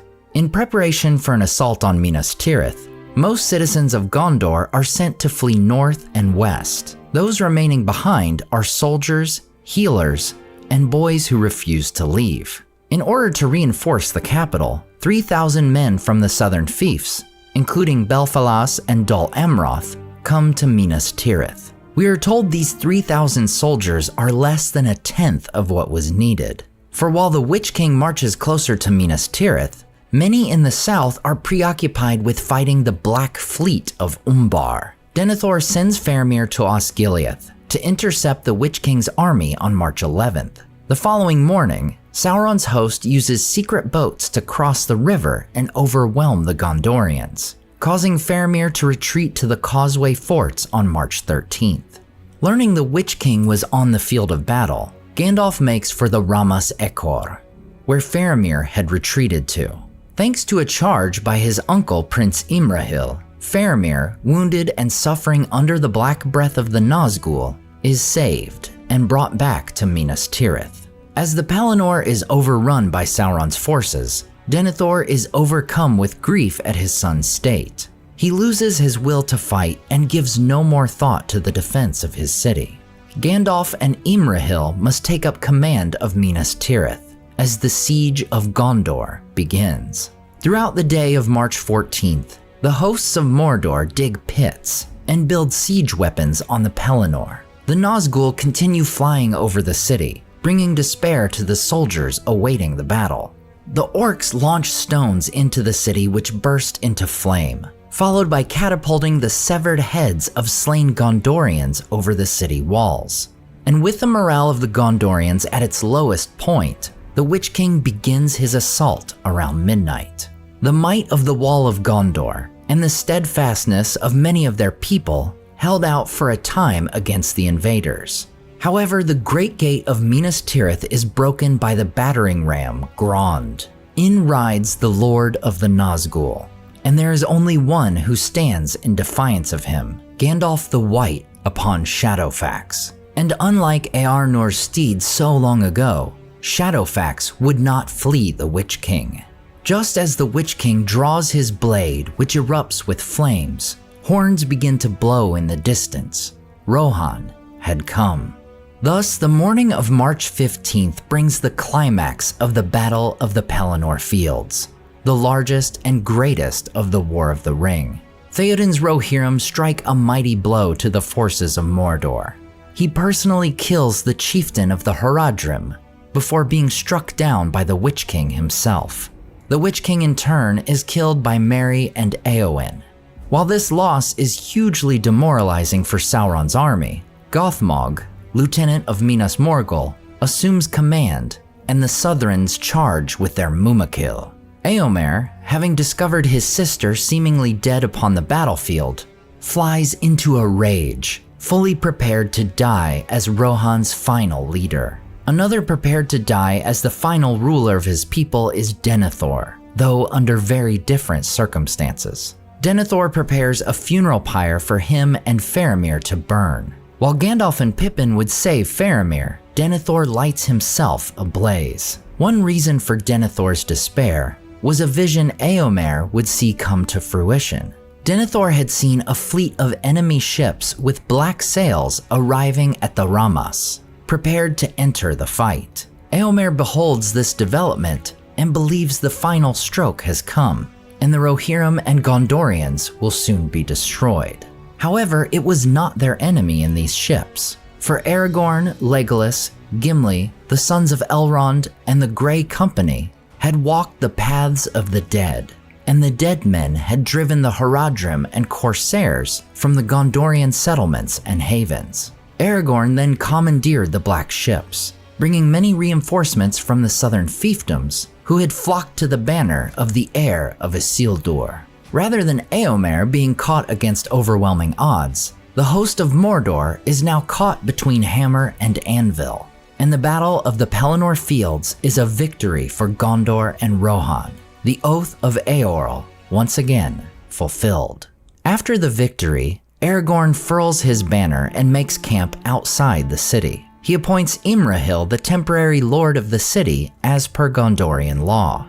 Aragorn would later enter the city in secret, coming to the Houses of Healing where he healed Merry, Éowyn, and Faramir, all of whom were suffering under the Black Breath.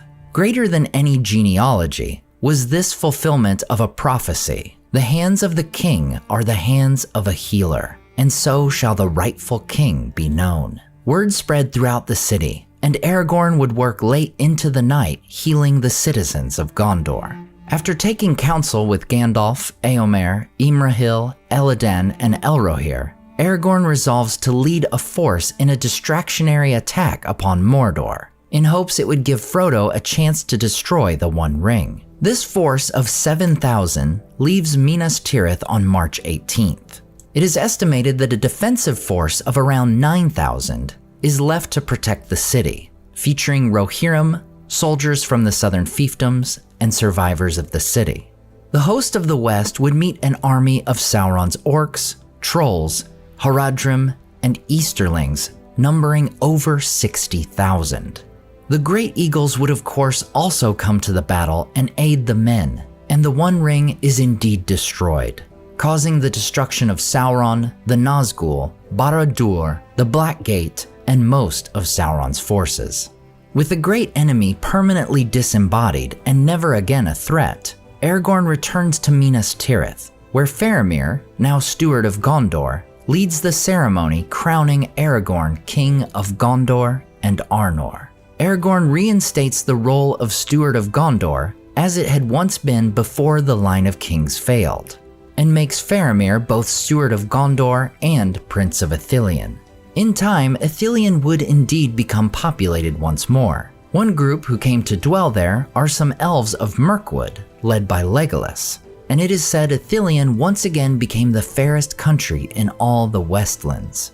As for Aragorn, he would be taken up the slopes of Mount Mindolluin behind Minas Tirith by Gandalf, and there would find a sapling of the White Tree of Gondor, planting it in place of the long-dead tree, which is taken to the Houses of the Dead. After her arrival with her father, grandmother, and grandfather, Arwen marries Aragorn in Minas Tirith on Midsummer's Day 3019. Now king of the reunited kingdom of Gondor and Arnor, Aragorn sets to reordering his realm. He orders the restoration of Orthanc, and has the Palantir returned there. He declares the Druidan Forest a protected realm of his kingdom belonging to the Druidine.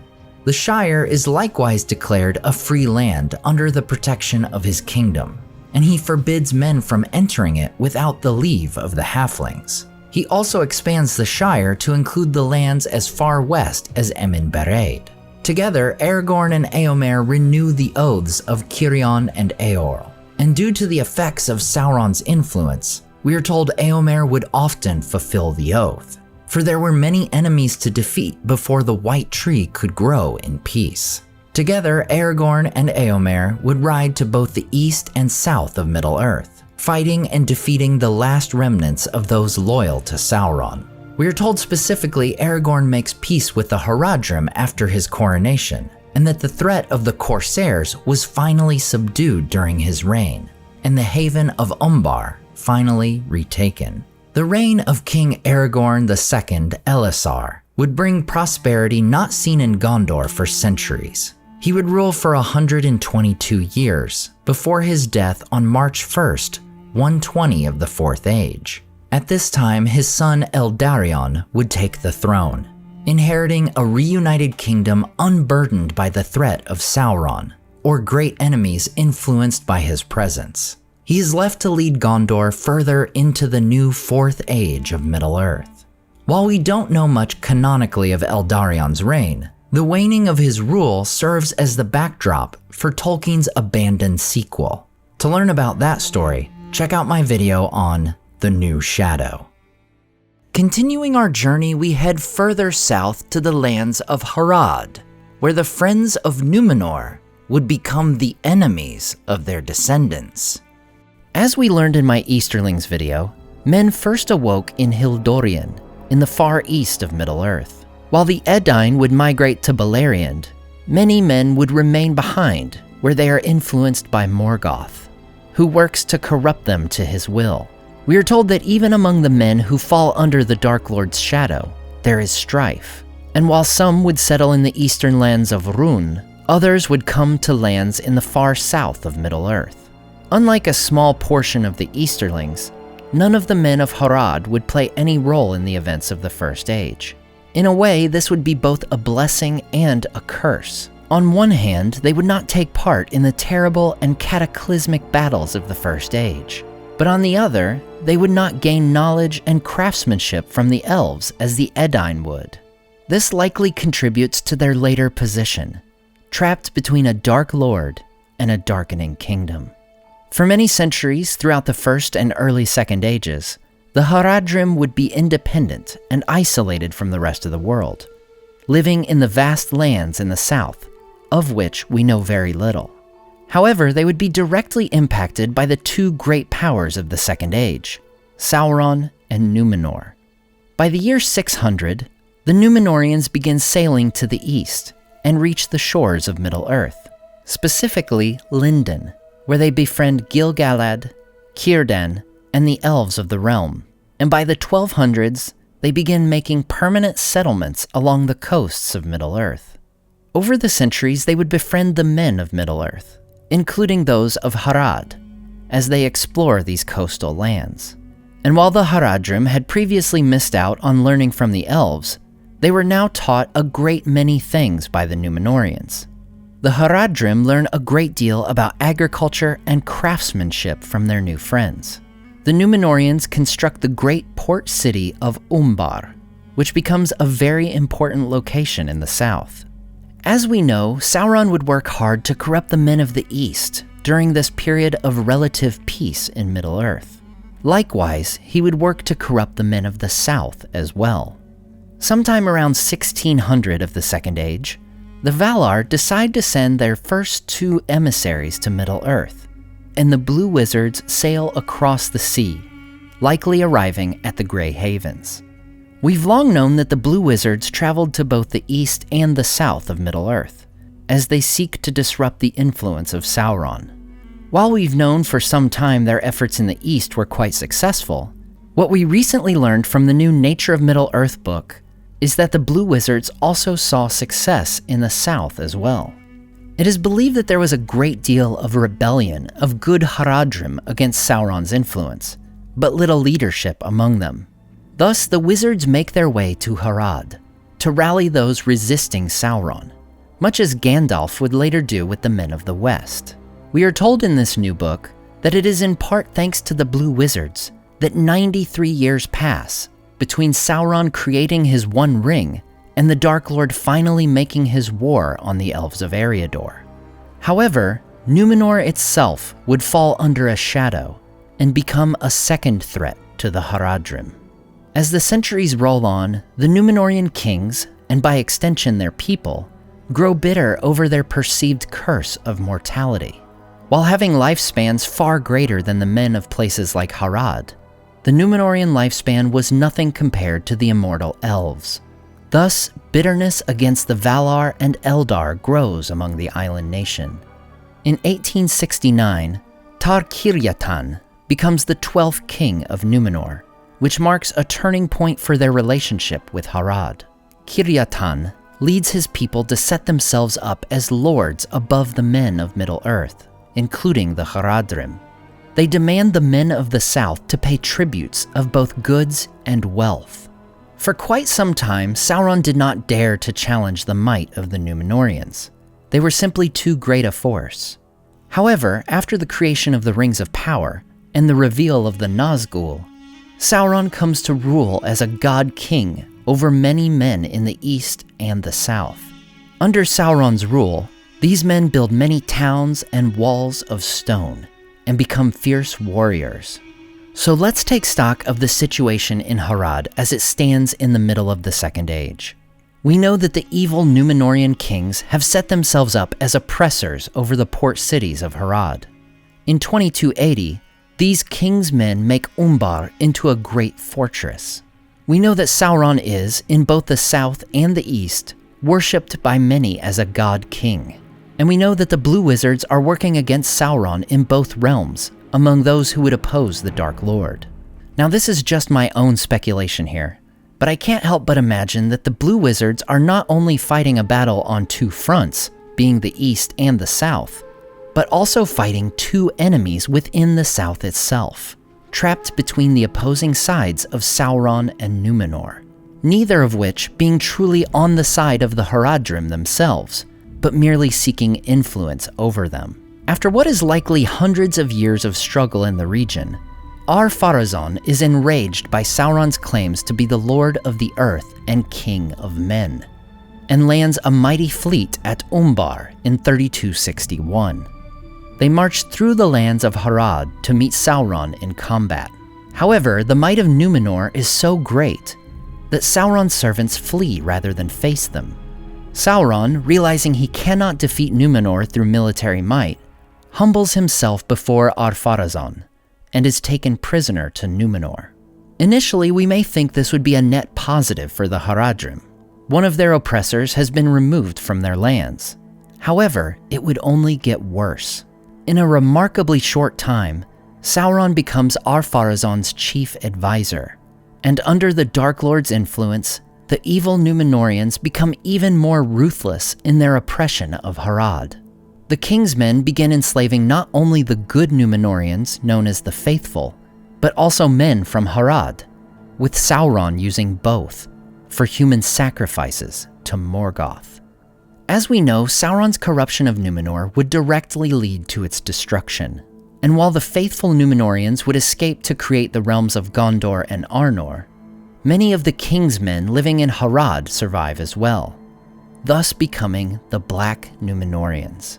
With the Black Numenoreans fully focused on Middle-earth, and Sauron setting up his stronghold in the lands of Mordor, the Haradrim are once again caught between two dark forces. But now, these forces are united, for the Black Numenoreans worship Sauron, and together they would recruit many Haradrim to the Dark Lord's service. As centuries pass and Sauron's power and influence grows, the last alliance of elves and men is formed to take the fight to Mordor. Thanks in part to the work of the Blue Wizards in aiding the good men of Harad, Sauron's operations in the south are hindered, and he is defeated in the War of the Last Alliance in 3441. Just as we saw with the Easterlings, while the downfall of Sauron meant his direct influence over the Haradrim was gone, his work of hundreds or even thousands of years would not be undone so easily. Some among the Haradrim who had served Sauron would turn from his evil and even become subjects of Gondor. Others would not be so easily freed. Still, for nearly 1,000 years, the realms of Gondor and Harad would not come into conflict. The Black Numenoreans dwindle in number and merge with the men of Middle-earth. While one of their number becomes the Queen of Gondor, and is both mysterious and conniving, No conflict between the nations came during these years. It is around the year 1000 that Sauron first re-emerges in Dol Guldur, and it happens that shortly before this, conflict arises once again between Harad and Gondor. In 913, Eärnil I becomes the 13th king of Gondor. He repairs the havens of Pelargir and builds up Gondor's navy. In 933, he takes control of Umbar from the Black Numenoreans by attacking from both land and sea. Just 3 years later, Eärnil is lost at sea, along with many of his men and ships. During the reign of his son, Ciriandil, the Black Numenoreans would return. These lords launch a siege upon Umbar with a massive force, and in 1015, Ciriandil is killed. However, due to the great naval power of Gondor, they withhold the siege for many years. Ciriandil's son, Ciriaher, eventually brings a force by both land and sea, defeating the Haradrim in 1050. As king, he extends the realm of Gondor south to the river Harnen and to the port and haven of Umbar. In his pride, he takes the name Hyarmendesil, South Victor, and the kings of Harad acknowledge him as their overlord. They pay homage to Hyarmendesil and give their sons as hostages in the court of the king of Gondor. Now, we've made reference many times to the city of Umbar and its importance to the Numenoreans and the Haradrim. No doubt one of the first things that'll come to mind when speaking of this area is the Corsairs of Umbar, the pirates who sailed from its port. And from 1448 all the way to the time of Aragorn, Middle-earth would witness the Corsair Wars between Gondor and the Sea Raiders of the south. While the Haradrim would often ally with the Corsairs, and their histories intertwine much during this period, we'll cover the Corsair Wars in their own video here on the channel. Instead, we will look toward the War of the Ring in the later Third Age. We know that the Blue Wizards were at work in the east and the south, and their efforts would help to defeat Sauron. For without their work, the Easterlings and Haradrim serving Sauron would have vastly outnumbered the men of Gondor and Rohan. We also know that Gandalf had at least once traveled to the south for an unspecified purpose, as we are told his name there was Incanus, likely meaning North Spy, indicating that he was likely not trusted by many he came in contact with. While we don't know what the Haradrim standing against Sauron did, we certainly know about those who served him. The Southrons, as they are also called, are among Sauron's servants who attack Osgiliath on June 20th, 3018. Their forces are led by the Witch King, and the entire attack is simply to gauge Gondor's strength and provide cover for the Nazgul to sneak across the Anduin to seek out the Shire and the One Ring. Over the coming months, more Haradrim would continue to Mordor, coming up the Harad Road. On March 17, 3019, Frodo and Sam witness Faramir and the Rangers of Ithilien ambushing one of these groups of Haradrim marching to Mordor. And here we meet what is called one of the most brutally effective beasts of war the later world had ever seen, the Mumakil. Referred to as Oliphants by the hobbits, these creatures come from the jungles of Far Harad, the lands off the very maps of Gondor to the far south of Middle-earth. As the Rangers attack, the Mumuk goes into a rage, smashing the war tower upon its back and trampling men from both factions as it disappears into the woods. In a famous passage, we are told of the battle between the Haradrim and Gondorians from Sam's point of view, where he guesses what we know to be true. The situation in Harad was far from a simple matter of all willingly serving Sauron. It was Sam's first view of a battle of men against men, and he did not like it much. He was glad that he could not see the dead face. He wondered what the man's name was, and where he came from, and if he was really evil of heart, or what lies or threats had led him on the long march from his home, and if he would not really rather have stayed there, in peace. On March 14, 3019, Haradrim joined the army of the Witch King in the siege of Minas Tirith, marching to the Pelennor Fields. We are told there is some 18,000 Haradrim, and several of their beasts of war. The Mumakil are used to bring forth war towers and siege engines to use against the mighty walls of the great city. As the morning of March 15th dawns and the Battle of Pelennor Fields ensues, the leader of the Haradrim would come face to face with Theoden of Rohan. Southward beyond the road lay the main force of the Haradrim, and there their horsemen were gathered about the standard of their chieftain. Then he was filled with a red wrath, and shouted aloud, and displaying his standard, black serpent upon scarlet, he came against the white horse and the green, with great press of men, and the drawing of the scimitars of the Southrons was like a glitter of stars. Then Theoden was aware of him, and would not wait for his onset, but crying to Snowmane, he charged headlong to greet him. Great was the clash of their meeting, but the white fury of the Northmen burned hotter, and more skilled was their knighthood with long spears and bitter. Fewer were they, but they clove through the Southrons like a firebolt in a forest. Right through the press drove Theoden, Thengil's son, and his spear was shivered as he threw down their chieftain. Out swept his sword, and he spurred to the standard, hewed staff and bearer, and the black serpent foundered. Then all that was left unslain of their cavalry turned and fled far away. In the aftermath of their leader's death, the Haradrim would use their Mumakil as rallying points. After Theoden's death at the hands of the Witch King, and Eomer discovering his sister, assumed to be dead on the battlefield, the new king flies into a rage, charging against the forces of Mordor. Despite a valiant advance, the horses of Rohan panic when they finally come to the massive Mumakil. Then Gothmog sends in elite Haradrim warriors, Variags, and trollmen against the Rohirrim. Sauron's army forces Eomer's retreat to the docks near Harland, and when he sees the black sails of the Corsairs, he prepares to die as the final leader of Rohan. However, it is not the pirates of Umbar who arrive, but Aragorn, Gimli, Legolas, the sons of Elrond, the Rangers of the North, and reinforcements from the southern fiefdoms of Gondor.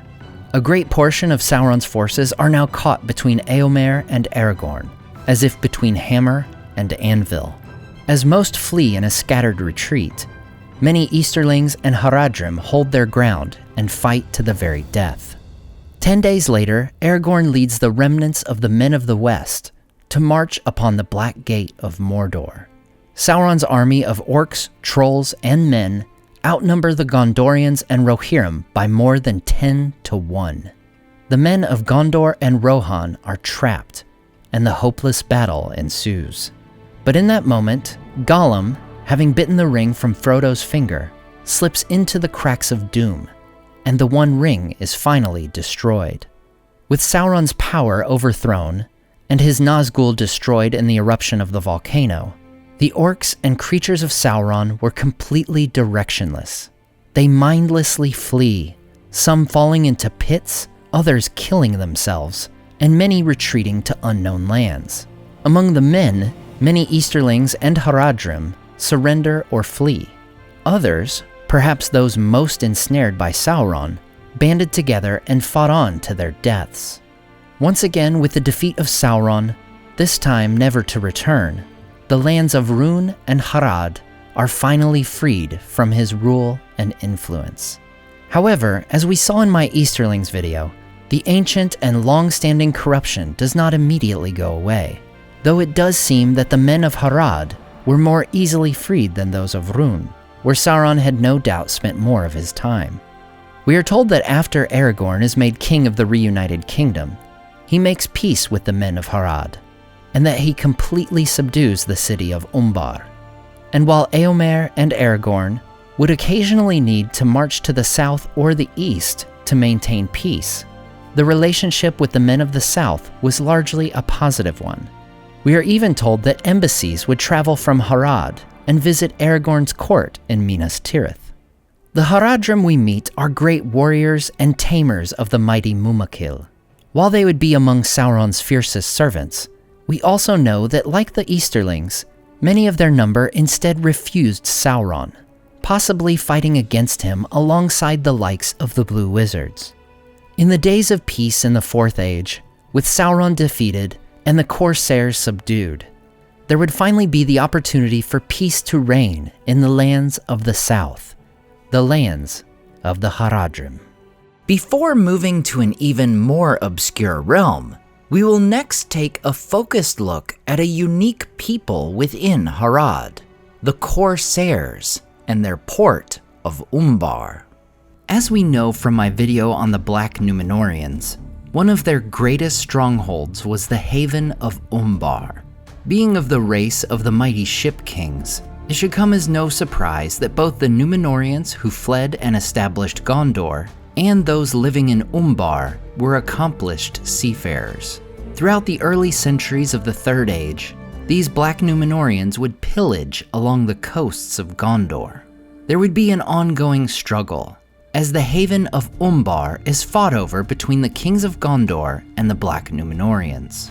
We are told in the appendices of The Lord of the Rings, the Great Cape and the landlocked firth of Umbar had been Numenorean land since the days of old, but it was a stronghold of the King's Men, who were afterwards called the Black Numenoreans, corrupted by Sauron, and who hated above all the followers of Elendil.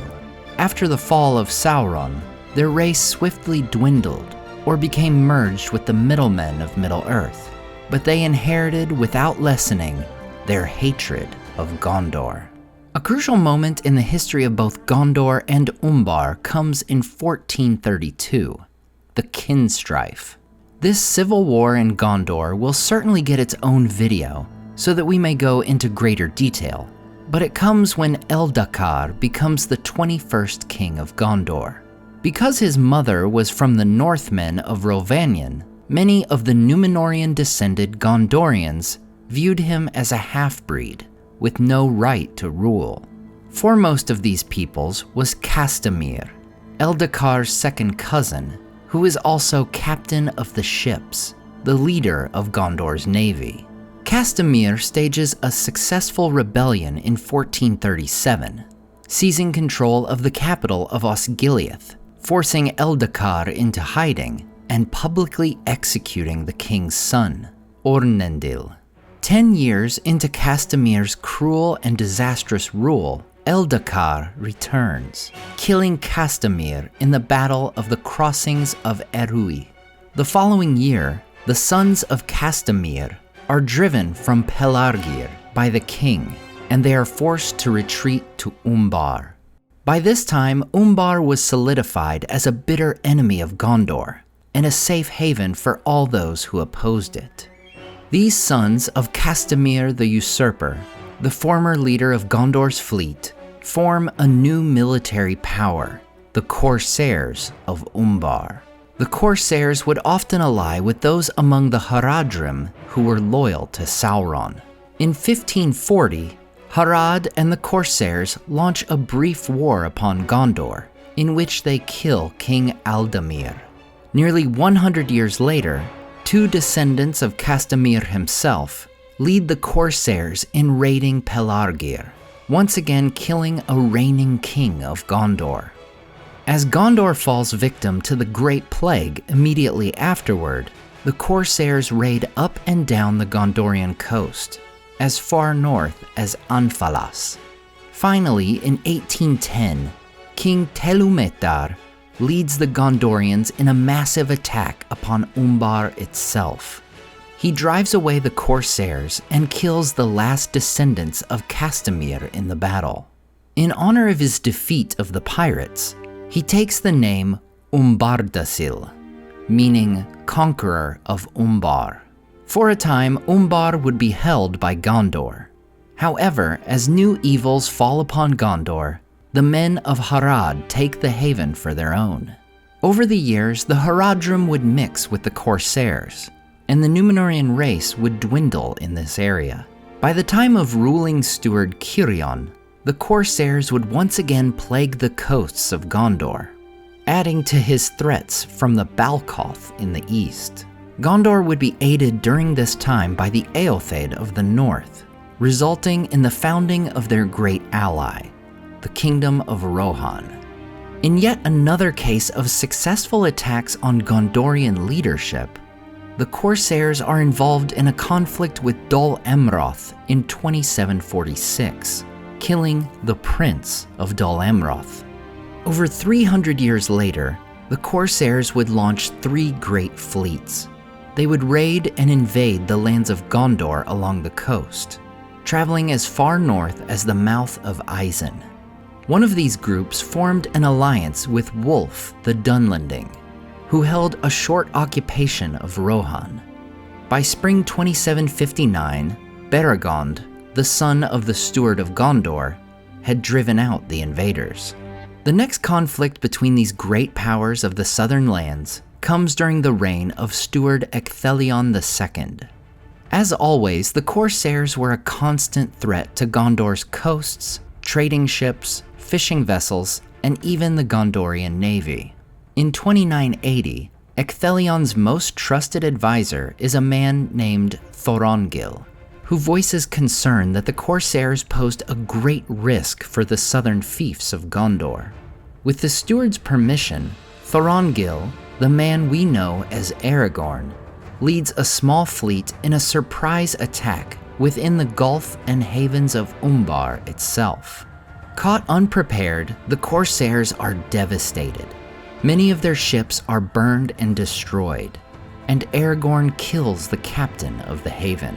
The men of Gondor leave the haven, sustaining little loss themselves.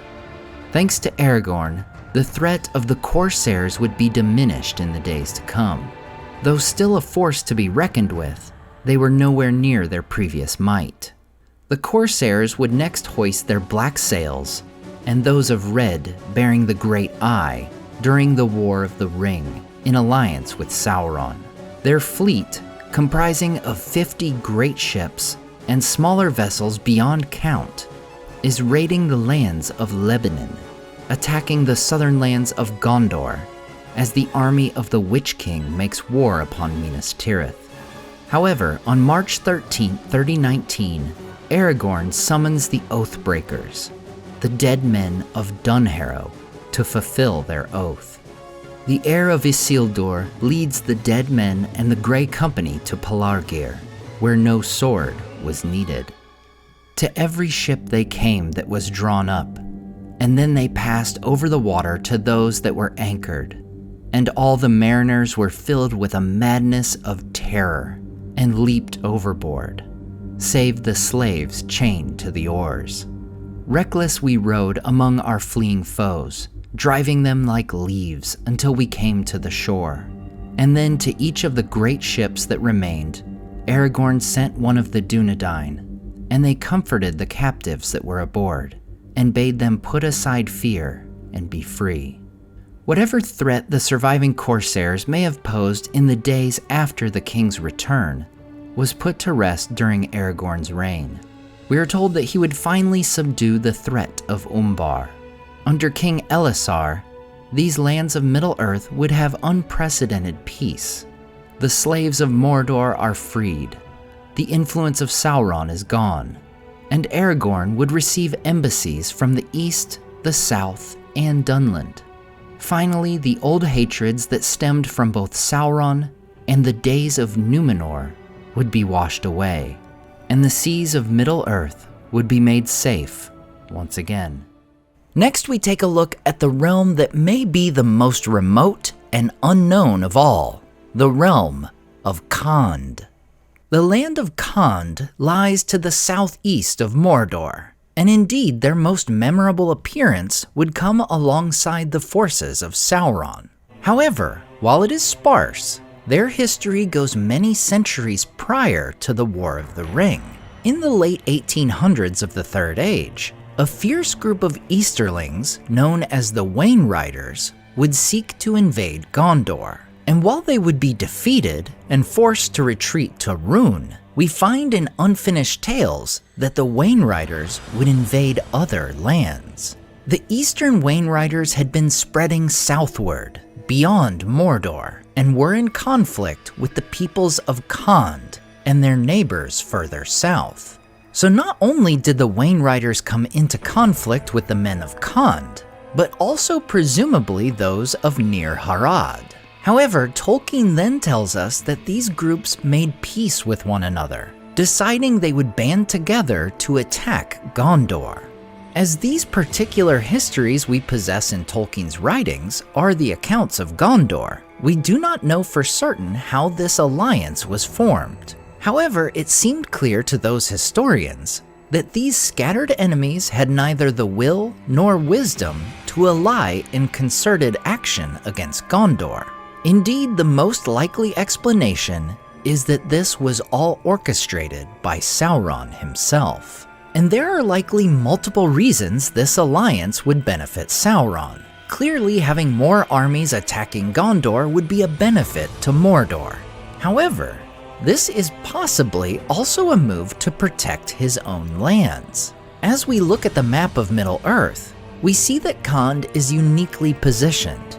It is the closest land to Mordor's eastern border, notably the only border that is not protected by mountains. If all-out war were to break out between the Easterlings and the men of Khand and near Harad, this would result in a major conflict on Sauron's most susceptible border. And should things progress too far, Sauron could be forced to throw his own support behind one or the other, resulting in unnecessary and detrimental use of his own forces and resources. Therefore, Sauron, the master manipulator, would orchestrate this great alliance that would pay dividends both immediate and long-term. Thus, in 1944 of the Third Age, the men of Khand would join the Easterlings on the shores of the Sea of Rhun. From there, they travel with all haste along the north side of the Ered Lithwi. Meanwhile, the Haradrim would attack Gondor from the south, leading the king to split his army. And it is King Ondoher's force who, riding to meet this foe, would be shocked to discover the wayriders had arrived faster than expected. The men of Khand and the Easterlings wreak havoc upon King Ondoher's army, killing the king and his two sons. Their victory is overwhelming. Believing they had just defeated Gondor, the Easterlings and men of Khand set up their camp in northern Ithilien, feasting and celebrating. What they did not realize is that Gondor's southern force under Eärnil had crushed the Haradrim, and even now had been making their way north. Thus, Eärnil's army descends upon an unprepared enemy. We don't know whether any of the men of Khand survived, but we are told that many of the enemy are driven into the dead marshes, where they meet their end. While the Easterlings would be repelled and would fear to attack Gondor for hundreds of years to come, the loss of life for Gondor and the loss of the king and his line is a blow to Sauron's enemy. As for the men of Khand, they would next come into the histories of Middle-earth during the War of the Ring, and here we see them called by a new name, the Variags. This term has no documented definition or etymology within Tolkien's writings, meaning it is likely a name in their own language. However, it is possible that Tolkien borrowed this term, as he did with many words, from a real-world language. In this case, we find the word Variag in the Slavic language, which derives from another popular language for Tolkien, Norse. In Norse, the term is Varingar, which means mercenary people. This has led many to wonder if these Variags were indeed from Khand, or simply mercenaries in the service of Khan's leader. Regardless, these Variags of Khand would come into battle on the Pelennor Fields. At first, they are held in reserve in Osgiliath, but after the Witch King's demise at the hands of Merry and Éowyn, these reserves would be called out by Gothmog, lieutenant of Minas Morgul. Alongside the Variags are axe-wielding Easterlings, Southrons, and Far Haradrim. Their duty was to cut off the Rohirrim from any potential reinforcements coming from Gondor, and their plan would have succeeded were it not for the arrival of Aragorn. The future king comes to the battle and turns the tide, and in the ensuing chaos, the Variags are alongside trollmen when the Knights of Dol Amroth ride east on the fields, driving them back. As we of course know, the armies of Sauron are defeated on the Pelennor, and while we are told there would be Easterlings at the Battle of the Black Gate in the days to come, we never again have any record of the men or Variags of Khand. Whether they would make peace with Aragorn's reunited kingdom, as the Haradrim would, or continue to make war, like some among the Easterlings, we can only guess. The realm of Khand and its people remain one of the more open-ended areas of the Middle-earth map. Uniquely positioned on Mordor's weakest border, they could have posed at least a minor threat, and though they would come into conflict with allies of Sauron, they would ultimately fight with the forces of darkness in some of the most pivotal battles of all the Third Age. While the previously covered realm of Gondor would play an instrumental role in the downfall of Sauron, they would not be alone. For our next realm, we turn to Gondor's greatest ally, the Kingdom of Rohan. The oldest ancestors of the Rohirrim actually shared a common ancestry with the Dunedain. Both were believed to be descended from the Edain of the First Age. While the Edain would cross the arid Luin, befriend the elves, and take part in the wars against Morgoth, the Northmen did not. They would remain in the lands of Rhovanion. We don't know much of their time during the First and Second Ages of Middle-earth. Their tale truly begins in the Third Age. Our story begins in the aftermath of the Great Plague of 1635. As mentioned in my video on the Wars of the Witch King and Arnor, this plague was severe for the people of Rhovanion. In fact, it was so bad that they lost half of their population. 200 years later, in 1851, the wayrider invasions begin, and the Northmen of Rhovanion get the worst of these first assaults. The wayriders are a tribe of Easterlings, known for their battle chariots. In 1856, King Narmakil II of Gondor takes a great army north to the plains south of Mirkwood, and gathers together what he can of the remnants of the Northmen. The wayriders descend upon the Gondorians. The battle is a disaster for Gondor. King Narmakil is killed, as well as the leader of the Northmen, Marhari. Gondor's army retreats over Dagorlad and into Ithilien. With the exception of Ithilien, Gondor abandons the lands east of the river Anduin. While this Battle of the Plains does enough damage to the wayriders to prevent them driving deeper into Gondor, they have strength enough to conquer the men of Rhovanion. This results in the Northmen becoming even more geographically divided. Some flee over the Celduin River and merge with the people of Dale. Some take refuge in Gondor. Some gather under the leadership of Marhari's son, Marwini. Marwini leads his people north between the Anduin and Mirkwood, settling in the Vales of Anduin between the Carrick and the Gladden Fields, not far from where Smeagol would live during his hobbit upbringing nearly 600 years later.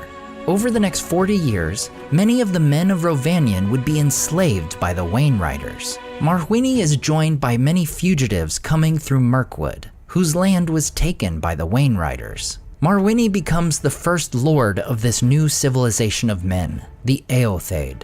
This name in Old English meaning horsefolk.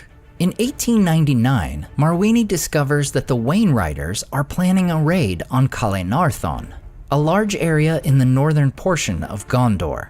Marwini sends word to Gondor, warning King Kalimetar of an impending attack. In a masterstroke, Kalimetar provokes the wayriders out of Ithilien. Joined by a large Eored, led by Marwini, he drives the wayriders back. Meanwhile, outlaws and roused slaves burn many of the wayriders' settlements in Rhovanion. The wayriders are driven back to the east. Marwini leads the Northmen back to the lands beside the Anduin, and the Northmen never return to their former homes. Later, Marwini's son, Forthwini, succeeds him as the Lord of the Eotheid. Through his spies, Forthwini learns that the wayriders have recovered and are allying themselves with other forces in the east. He alerts King Ondoher of Gondor of this growing threat. In 1944, these enemies of Gondor make a double assault. The Haradrim invade from the south, and within a few days, the wayriders attack from the east. King Ondoher gives Eärnil II command of Gondor's southern army to combat the Haradrim, while taking lead of the larger northern army himself. The wayriders move quicker than anticipated and reach Gondor's northern army along the outskirts of the Ered Lithwi, rather than in Dagorlad. The enemy's chariots and horsemen overwhelm the king's guard and kill Ondoher and his son, Ardomir. His son Faramir would die in the battle as well, having secretly come to battle against his father's wishes. The forces of Gondor and the Eotheid suffer severe losses and retreat. The wayriders, having won a great victory, make camp in North Ithilien and celebrate their conquest. Little did they realize how drastically their fates would be reversed. For Eärnil and his southern army had been victorious over the Haradrim, destroying their army in South Ithilien, and after his victory, Eärnil had turned north. Eärnil's army, joined by the fleeing members of Gondor's northern army, descend upon the unprepared wayriders. Many are driven into the swamplands of the Dead Marshes. As a result, the Easterlings would not march against Gondor for hundreds of years. Eärnil is crowned King of Gondor, and in 1973, he receives word that Arthedain is about to be attacked by the Witch King of Angmar. He sends his son Eärnur with a fleet of Gondorian forces. It is also said that a certain group of tall and fair riders on special horses, princes of Northmen, join these Gondorian forces in defeating the Witch King and driving him from Eriador. 2 years after the fall of Angmar, Lord Frumgar leads the Eotheid to a new land north of Mirkwood, between the Misty Mountains and the Forest River, far away from the lands ravaged by the Easterlings and Orcs. The region itself comes to be known as Eotheid, named for the people who settled the land. The remainder of Frumgar's reign continues without any notable events recorded in history. His son Fram, however, would become one of the few men to come face to face with a dragon. He was so influential that the main settlement of the region would be named after him, Framsburg. During Fram's rule as Lord of the Eotheid in the late 20th and early 21st century of the Third Age, a dragon known as Scatha the Worm plagued his people. While we don't know much about Scatha, we know that he possessed a great treasure hoard in the Grey Mountains, which he had stolen from the dwarves. After his people had been troubled by the dragon for some time, Fram kills Scatha sometime around 2000 of the Third Age, and lays claim to the dragon's treasure. The dwarves of the Grey Mountains, where Thror would be born hundreds of years later, also lay claim to the hoard. Fram rebukes their claim, and instead sends them the teeth of the dragon, along with a message. Jewels such as these you will not match in your treasuries, for they are hard to come by. It is rumored that the dwarves killed Fram for this insult. However, the men of the Eotheid kept at least some of the treasure, as one of the items was the very horn which Éowyn would gift to Merry after the War of the Ring, and he would in turn use it to rouse the hobbits in the Battle of Bywater. Nearly 400 years after the time of Fram, Leod is lord of the Eotheid. He is known as a great horseman, and during his rule, he captures a white foal who is both wild and proud. When the horse is full grown, Leod attempts to break the horse, but is thrown off. His head strikes a rock, and he is killed at the age of 42. The lordship passes to his son, Eorl, who is just 16 years old at the time. Eorl swears to avenge his father. He hunts down the horse, demanding the horse give up his freedom in payment for the death of his father. The horse, who could understand the speech of men, agrees. Eorl names him Felarof, the first of the Meras, and the great ancestor of Shadowfax.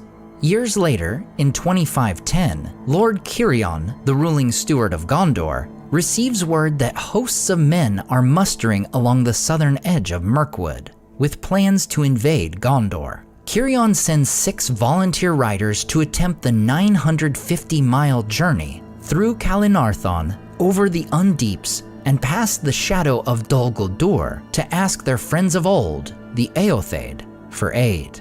Of the 6, only a single Gondorian rider manages to make it all the way to Framsburg. The rider, Barondir, presents Lord Eorl with the red arrow and the seal of the stewards. This is the first mention of the red arrow, the method which Gondor would use to summon its allies in times of need. Barondir informs Eorl that the weakened realm of Gondor, now kingless for nearly 500 years, has been attacked by the Balcoth, a fierce group of Easterlings. Eorl takes Barondir as a guide and assembles a great Eoher, a term meaning a full muster of their armed riders. They make their way from Framsburg through the eastern vales of Anduin, and as they approach the southern portion of Mirkwood, they keep as far to the west as possible to avoid the darkness of Dol Guldur.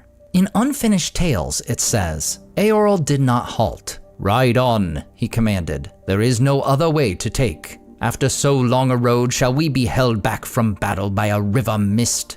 As they drew nearer, they saw that the white mist was driving back the glooms of Dol Guldur, and soon they passed into it, riding slowly at first and warily. But under its canopy all things were lit, with a clear and shadowless light, while to the left and right they were guarded, as it were, by white walls of secrecy. "The Lady of the Golden Wood is on our side, it seems," said Barondir. "Maybe," said Eorl, "but at least I will trust the wisdom of Felorof. He scents no evil. His heart is high, and his weariness is healed. He strains to be given his head. So be it, for never have I had more need of secrecy and speed." Then Felorof sprang forward, and all the host behind followed like a great wind, but in a strange silence, as if their hooves did not beat upon the ground. So they rode on, as fresh and eager as on the morning of their setting out, during that day and the next. But at dawn of the 3rd day, they rose from their rest, and suddenly the mist was gone, and they saw that they were far out in the open lands, and on their right the Anduin lay near, but they had almost passed its great eastward loop, and the Undeeps were in sight. It was the morning of the 15th day of Virese, and they had come there at a speed beyond hope. Indeed, Barondir was correct in his assessment. Galadriel herself had conjured the mist, allowing them to pass through the land with speed, avoiding the shadow of Dol Guldur. The Balcoth, who were under the sway of Dol Guldur, had crossed the Anduin River with the assistance of orcs from the Misty Mountains, and invaded Gondor's sparsely populated northern realm of Kalenardhon. Because this area had been mostly abandoned long before, the Balcoth met little resistance. By the time the northern army of Gondor appears from the fortresses of Isengard, Aglarond, later known as Helm's Deep, and other fortresses in the White Mountains, most of the Balcoth army has already crossed into the Wold, the northeastern part of Kalenardhon, just east of Fangorn Forest. The North Army, led by Cirion, counterattacks and is driven into the Wold, cut off from later reinforcements by the Balcoth army. By the time the Southern Army appears, the North Army is under attack by a band of orcs from the Misty Mountains. The Gondorians are now backed against the river in a hopeless situation. At this time, surprising both friend and foe, Lord Eorl appears, bringing with him 7,000 fully armed riders and several hundred horsed archers. The Eotheid cross the Anduin at the Undeeps of the river and break upon the rear guard of the Balcoth. The Balcoth army is nearly completely destroyed, and the Gondorian armies are saved. The Eotheid continue making their way into northern Gondor, scattering and destroying all the Balcoth in Kalenardhon. Before parting, Cirion asks Eorl to meet him in 3 months upon the banks of the Mering stream. "Farewell now, Eorl, son of Leod. I will return to my home, where much needs to be set in order. Kalenardhon I commit to your care for this time, if you are not in haste to return to your own realm. In 3 months' time, I will meet you here again, and then we will take counsel together." "I will come," Eorl answered, and so they parted. When they meet again 3 months later, Cirion had cleared the overgrown path up Amon Anwar, and the two men with their parties ascend the hill. Before they reach the top, Cirion reveals his resolution. He offers to Eorl the land of Kalenardhon for him and his people, in perpetual alliance with Gondor. Eorl accepts, in acknowledgement of Cirion's wisdom and friendship. At the foot of the stair there was a small shelf or cove made in the hillside with low turf banks. There the company sat for a while, until Cirion rose, and from his esquire took the white wand of office and the white mantle of the stewards of Gondor. Then standing on the first step of the stair, he broke the silence, saying in a low but clear voice, "I will now declare what I have resolved, with the authority of the stewards of the kings, to offer to Eorl, son of Leod, lord of the Eothade, in recognition of the valor of his people and of the help beyond hope that he brought to Gondor in time of dire need. To Eorl I will give in free gift all the great land of Kalenardhon, from Anduin to Isen. There, if he will, he shall be kind, and his heirs after him, and his people shall dwell in freedom while the authority of the stewards endures, until the great king returns. No bond shall be laid upon them other than their own laws and will, save in this only: they shall live in perpetual friendship with Gondor, and its enemies shall be their enemies, while both realms endure. But the same bond shall be laid also on the people of Gondor." Then Eorl stood up, but remained for some time silent, for he was amazed by the great generosity of the gift, and the noble terms in which it had been offered. And he saw the wisdom of Cirion both on his own behalf as ruler of Gondor, seeking to protect what remained of his realm, and as a friend of the Eothade, of whose needs he was aware. For they were now grown to a people too numerous for their land in the north, and longed to return south to their former home, but they were restrained by the fear of Dol Guldur. But in Kalenardhon they would have room beyond hope, and yet be far from the shadows of Mirkwood. Yet beyond wisdom and policy, both Cirion and Eorl were moved at that time by the great friendship that bound their people together, and by the love that was between them as true men. On the part of Cirion, the love was that of a wise father, old in the cares of the world, for a son in strength and hope of his youth. While in Cirion, Eorl saw the highest and noblest man of the world that he knew, and the wisest, on whom set the majesty of the kings of men of long ago. At last, when Eorl had swiftly passed all these things through his thought, he spoke, saying, "Lord Steward of the great king, the gift that you offer I accept for myself and for my people. It far exceeds any reward that our deeds could have earned, if they had not themselves been a free gift of friendship. But now I will seal that friendship with an oath that shall not be forgotten." "Then let us go now to the high place," said Cirion, "and before these witnesses take such oaths as seem fitting." The group continues their climb, and upon reaching the summit, Cirion reveals the tomb of Elendil. The tomb of Elendil was built by Isildur at the beginning of the Third Age, and had been kept secret for well over 2,000 years. Only the kings and stewards of Gondor knew of its location and had the right to approach it. Before his son Halas, the prince of Dol Amroth, and 2 other counselors of Gondor as witnesses, Cirion pledges his bond with Eorl.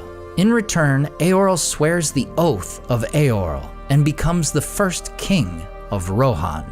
"Hear now, all peoples who bow not to the shadow in the east. By the gift of the Lord of Munberg, we will come to dwell in the land that he names Kalenardhon. And therefore I vow in my own name, and on behalf of the Eothade of the north, that between us and the great people of the west, there shall be friendship forever. Their enemies shall be our enemies. Their need shall be our need. And whatsoever evil or threat or assault may come upon them, we will aid them to the utmost end of our strength. This vow shall descend to my heirs, all such as may come after me in our new land, and let them keep it in faith unbroken, lest the shadow fall upon them and they become accursed." In addition to his oath, Cirion speaks an invocation in Quenya and the common speech, calling the Valar and Eru to witness the oaths that were taken. Vandasina, Termaruva, Elena Noreo Alcar Enyalien, Ar Elendil Vorondo Voronwe, Nai Tiruvantes I Harar, Mahalmasen Minumen, Ar I Eru, I Oilie Malhalmar, Ea Tenoyo. This oath shall stand in memory of the glory of the land of the star, and of the faith of Elendil the faithful, in the keeping of those who sit upon the thrones of the west, and of the one who is above all thrones, forever. Eorl leaves half his army behind, and takes the other half north to Eotheid, bringing those who had stayed behind to their new home in Kalenardhon. Along with the land itself, these men, now known as the Rohirrim, inherit two long-abandoned Gondorian structures. In the White Mountains there is a fortress known as the Soothburg, built in the glory days of Gondor. There is also Dunharrow, a refuge whose origins trace back to the Druidine of the Second Age. Worth noting is a third structure at the northernmost border of their new land, the Tower of Orthanc. The former two of these structures would be restored and put to use by the Rohirrim. None of these, however, would be used as the capital of Rohan. Instead, Eorl would build the city of Aldburg in the eastern part of Rohan's central region known as the Fold. Rohan as a country is divided into different regions. The West March is the only portion of Rohan that lies to the west of the White Mountains. Between the River Eisen and the River Entwash is the Westimnet. The Eastimnet lies between the Entwash and the Great River Anduin. These regions make up the Great Plains of Rohan. While there would be some settlements of people in these regions, it is common for Rohirrim herdsmen to live as nomads as they drive their herds across the grasslands. Within the northernmost portion of the Eastimnet, we find the Wold, the least populated area of the kingdom, and the area that Aragorn, Legolas, and Gimli would traverse in pursuit of the orcs carrying Merry and Pippin. Along the White Mountains is where we find the most populated areas of Rohan, the West Fold, the East Fold, and between them, the Fold. Eorl would rule from Aldburg as the first king of Rohan for 35 years, and despite growing old, he would never lose his yellow hair. In 2545, he would ride into battle against the Easterlings, once again invading the Wold. He would die in battle at the age of 60. He and his horse Fellerof, who also fell in the battle, would be buried in the first royal mound. These mounds, like the hill where Elendil had been buried, were covered in alpharin, white flowers called by the Rohirrim symbol Muna. The kingship passes to Eorl's son Brego, who continued overseeing the migration of his people from their lands in the north to Rohan in the south. It is said he would finally succeed in driving the Balkoth and the orcs from their lands. He also defended against Dunlending attacks from the north. Unlike the Easterlings, the Dunlendings' hostility is not directly rooted in loyalty to Sauron. The Dunlendings, some of whom had settled in the Ring of Isengard and mingled with the Gondorians once stationed there, viewed the Rohirrim as usurpers, for they believed they should have gotten possession of Kalenardhon. Now we'll cover their history in a future video, but these men who share ancestry with the men of Bree would be a common foe to the Rohirrim. Brego would continue to explore their new land alongside his sons. On one such occasion, they would come to Harrowdale, where they discover the paths of the dead. On the threshold sat an old man, aged beyond guess of years. Tall and kingly he had been, but now he was withered as an old stone. Indeed, for stone they took him, for he moved not, and he said no word, until they sought to pass him by and enter. And then a voice came out of him, as if it were out of the ground, and to their amaze it spoke in the Western tongue, "The way is shut." Then they halted and looked at him and saw that he lived still, but he did not look at them. "The way is shut." His voice said again, "It was made by those who are dead, and the dead keep it until the time comes. The way is shut." During Brego's rule, he builds the Golden Hall of Meduseld in the city of Edoras, and makes it the new capital in 2569. The lordship of Aldburg passes to Brego's youngest son, Eofor. It would pass through his line even to the end of the Third Age. with Eomer, who would dwell there until his own ascension to the throne of Rohan. At the celebration of the completion of Meduseld, Baldur, the king's eldest son, vows to pass the Dark Door. He leaves a year later and is never seen again.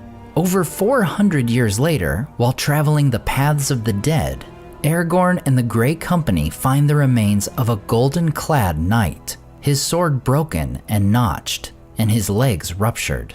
The very remains of Baldur the Hapless. With Baldur's death, Brago himself would die of grief that very year, and the kingship would pass to his second son, Aldor. Aldor would become the longest-serving ruler in Rohan's history, living to 101 years old, and ruling as king for 75 years. During the reign of Aldor the Old, the population of the Rohirrim increased, and the Harrowdale, along with other valleys in the White Mountains, are settled by his people. The remaining Dunlendings east of the Isen River are either driven out of Rohan or subdued. Because of his father's long lifespan, Aldor's son Freya is 75 years old when he becomes the fourth king of Rohan. While his 14-year reign is remarkably short, it is one of noted peace and prosperity, which would pass through the reign of his grandson. Freya dies in 2659, passing the kingship to his son Freyawain, who is already over the age of 60. Freyawain rules for 21 years before his death. There are some claims that will come about over 100 years later that Freyawain had other descendants than his son Goldwine. These descendants were rumored to have mingled with the Dunlendings, and it is from these people and rumors that a threat would later come to Rohan. After Freyawain's death in 2699, Goldwine becomes the 7th king of Rohan. Once again, the new king is over 60 years old when taking the crown, and his rule of 19 years is one of relative peace. Events in Rohan would, however, begin to turn during the rule of Goldwine's son Deor. His reign would see raids upon the lands of Rohan originating from the area near Isengard. In 2710, the king leads an expedition to the north, where they find and defeat a host of Dunlendings. They also discover that Isengard is held not by a garrison loyal to Gondor, but a hostile force of Dunlendings. Having control of an impenetrable fortress, this enemy force cannot be driven out or defeated. Unfortunately for Rohan, Gondor at this time is experiencing a renewed war with orcs in the south, meaning steward Elgamoth is unable to send aid to reclaim the Gondorian structure. Thus, the king instead stations a strong force of Rohirrim cavalry in the north of the West Fold, hoping to deter any further hostile action. This protection, however, would only do so much, for beginning in 2718, the reign of Deor's son, Gram, is one of warfare with the Dunlendings, who continue to raid the Rohirrim. After Deor's death in 2741, his son Helm comes to power in Edoras. 13 years into his rule, a Rohirrim lord who is both rich and powerful is part of the councils of King Helm. Freka is believed to be descended from both Rohirrim and Dunlendings. Freka is not fully trusted by Helm, and only attends councils when it pleases him. At one such council in 2754, Freka comes with a host of men from his fortress in the lands around the Adorn. He requests the hand of Helm's daughter for his son Wolf, to which Helm scoffs, making fun of Freka's weight. Freka falls into a rage, saying, "Old kings that refuse a proffered staff may fall on their knees." After the council, Helm stands and puts his hand upon Freka's shoulder, saying the king does not permit brawls in his house, but men are freer outside. Helm, with Freka, who had also claimed to be a descendant of King Freyawain, went outside for a private chat, where Helm proclaims, "Now, Dunlending," said the king, "you have only Helm to deal with, alone and unarmed. But you have said much already, and it is my turn to speak. Freka, your folly has grown with your belly. You talk of a staff. If Helm dislikes a crooked staff that is thrust upon him, he breaks it. So!" With that, he smote Freka such a blow with his fist that he fell back stunned, and died soon after. Helm then proclaimed Freka's son and near kin the king's enemies, and they fled. for at once Helm sent many men riding to the west marches.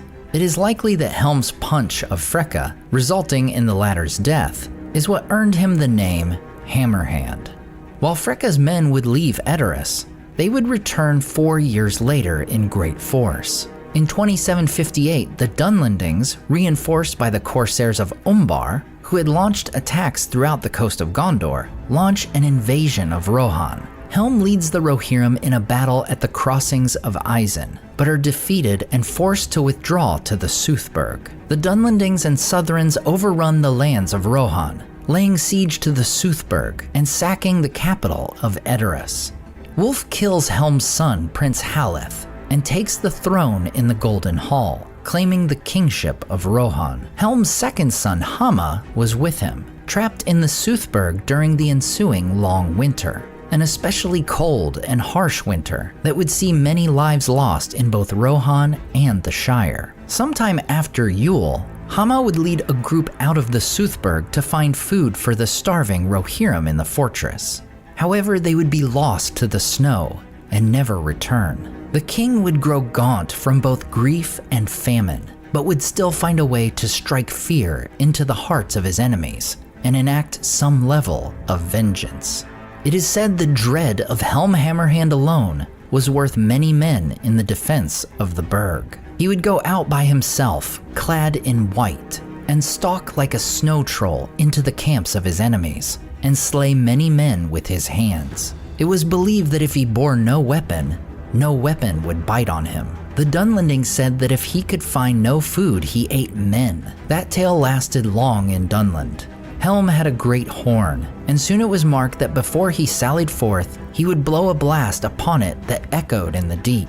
And then so great a fear fell on his enemies that instead of gathering to take him or kill him, they fled away down the Coombe.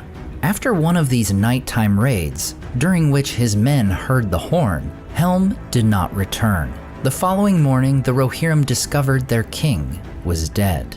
There stood Helm, dead as a stone, but his knees were unbent. Yet men said that the horn was still heard at times in the deep, and the wraith of Helm would walk among the foes of Rohan and kill men with fear. Thus, the first line of the kings of Rohan comes to an end. Their rightful heir to the throne is now Freyalof, sister son of King Helm.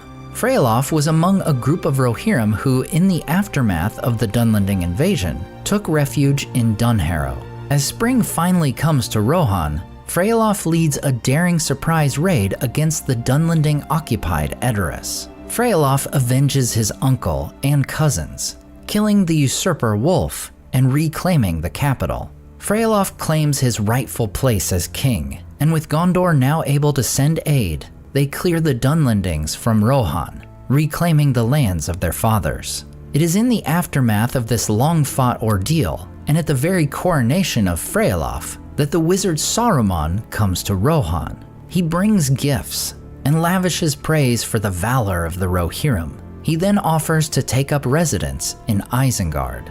Freyalof and Steward Baron of Gondor agree to this proposition, seeing the immense value in having a powerful ally at Rohan's northern border, protecting it from a second Dunlending conquest. Though in time, this move would come at a cost, for the wizard Saruman had plans of his own. Freyalof would be king when Saruman would come to dwell in Isengard. And while this would, for a time, aid Rohan in their struggle with the Dunlendings, the deal would eventually turn sour. Freyalof would reign until his death in 2798. His son is Brita, who inherits a Rohan still recovering from the war with the Dunlendings. He continues his father's ways of helping those in need, leading him to be called Leofa, meaning beloved. Still, his reign would not be without hostilities. In addition to the western borders still seeing minor conflict with the Dunlendings, they would see new enemies from the north. In the aftermath of the War of the Dwarves and Orcs ending in 2799, orcs of the Misty Mountains flee south and attempt to populate the White Mountains south of Rohan. We are told that Brita would fight these new foes, and by the time of his death 43 years later, Rohan was believed to be free of orcs. In 2780, Brita's son Walda takes the throne as the 12th king of Rohan. He had fought in his father's army in defeating the orcs, and despite what was believed, there were indeed orcs remaining in Rohan. After ruling for just 9 years, Walda is killed by orcs in the mountains near Dunharrow. Folka, his son, would become the king in that year of 2851. Known as a great hunter, Folka would avenge his father, purging the lands of Rohan of the orcs. Having rid the country of its last orcs 13 years into his reign, we're told Folka rides to hunt the great boar of Everholt in the Firian Wood. We are told nothing else about this mysterious beast, except that Folka is successful, though he receives a mortal wound from the boar's tusks and dies at the age of 60. Thus, Folka's son Folkwyne becomes the 14th king in 2864. During his reign, both Gondor and Rohan would fulfill their alliance. Gondor would send aid to Folkwyne, and they would successfully drive out the Dunlendings, who had taken control of the area between the Adorn and the Eisen. Later, in 2885, Folkwyne fulfills the Oath of Eorl, sending many Rohirrim to aid Gondor against the Haradrim. The Haradrim had been stirred by emissaries of Sauron to invade Gondor. While the South Kingdom is victorious, Folkwyne's twin sons, Folkred and Fastred, are killed near the crossings of Poros in Ithilien. They are buried in Rohirrim tradition near the place of their death. The mound is called Hauth en Gwanur, the Mound of the Brothers. It marked the southern border of the realm, and it is said the enemies of Gondor were afraid to pass the tomb. With the death of his eldest sons, Folkwyne would be succeeded by his youngest child, Fengel, in 2903. Unfortunately, due to the death of his brothers, Fengel grows up spoiled by his father, and as a grown man, he would be known for his greed and love of gold. He was often at strife with his marshals and his children. This leads his youngest child, a son named Thengel, to leave Rohan entirely, going instead to live in Gondor. There he would win great renown in the service of steward Turgon. Thengel would meet and marry a woman of Gondor named Morwen of Lesarnach, descended from the line of the princes of Dol Amroth. Together they would have 5 children, a son, Theoden, a daughter, Theodwyn, and 3 other unnamed daughters. When Fengel dies in 2953, Thengel is called upon to return to Rohan, and though reluctant, he returns home and takes his place as king. In this very year, Saruman, having taken part in the final meeting of the White Council, returns once and for all to Isengard, beginning to fortify it. In the following year, Saruman begins to work against Rohan, encroaching on its borders and supporting its enemies. Roughly 4 years into Thengel's reign, a man named Thorongil arrives from the north and enters his service.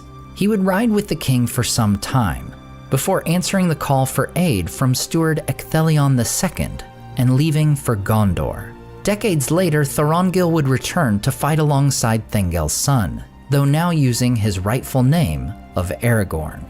In his youth, Theoden would not only become familiar with the common speech and Rohanese, but also the elven tongue of Sindarin, for Thengel had learned it while in Gondor. Thengel dies at the age of 75 in 2980, passing his role to Theoden, who becomes the 17th king of Rohan when he is 32. The rule of Theoden would be one marked with loss and war, yet also victory and valor. 23 years into his rule, Theoden's beloved sister Theodwyn and her husband Eomund died. Theoden, who is raising his son Theodred as a single father, adopts Theodwyn's children Eomer and Eowyn, raising them as his own. 12 years later, Theoden's health begins to fail. As he was 66 years old at the time, it could have been seen as natural causes. However, it would later be revealed that through the treachery of Grima Wormtongue, Saruman was poisoning the king. With Grima continuing to manipulate the king, Saruman uses both orcs and Dunlendings to raid Rohan in an effort to weaken and eventually conquer the realm. Theodred is killed in the first battle of the Fords of Eisen on February 25, 3019, a death which was the primary objective of Saruman's forces in the attack. Saruman and Grima knew that their greatest obstacles to conquering Rohan were Theodred and Eomer, both of whom were fiercely loyal to the king and were loved greatly by him. Theodred and Eomer are in the important roles of second and third marshal of the Riddermark, respectively. According to tradition, the three marshals of Rohan were the top three military leaders of the realm. Theoden would take on the role of first marshal himself, being in charge of mustering their armies for war. However, when Theoden's health began to decline, Grima ensured that the role was not filled, so that none other than the king could order a full muster of the Rohirrim. After Theodred's death, Theoden orders Eomer not to hunt orcs crossing Rohan. However, Eomer disobeys this order, destroying the band of Uruks carrying Merry and Pippin toward Isengard. Grima is able to order the arrest and imprisonment of Eomer due to his actions, and his greatest obstacles are nearly completely dealt with, and Rohan is effectively left with no marshals to lead them. However, on March 2nd, Gandalf the White would arrive in Edoras and heal the king. Theoden restores his nephew as his rightful heir, and would lead the Rohirrim toward the Fords of Isen to take the battle to Saruman. However, en route they are warned that Erkenbrand's host had been defeated at the second battle of the Fords of Isen, and are forced to retreat. An army of 10,000 orcs and Dunlendings was now making their way south through Rohan. Theoden leads his people to the ancient fortress where Helm Hammerhand had met his end. The area is now known as Helm's Deep, and the fortress is named the Hornberg, after Helm's horn which he sounded while hunting his enemies. In the ensuing Battle of the Hornberg, the Rohirrim would fight valiantly against the invaders, and Erkenbrand's host would return on the morning of March 4th with Gandalf the White, ensuring victory for Rohan. Saruman's forces are utterly destroyed by the Huorns, which had come to the lands outside the Hornberg, and his threat to Rohan is no more.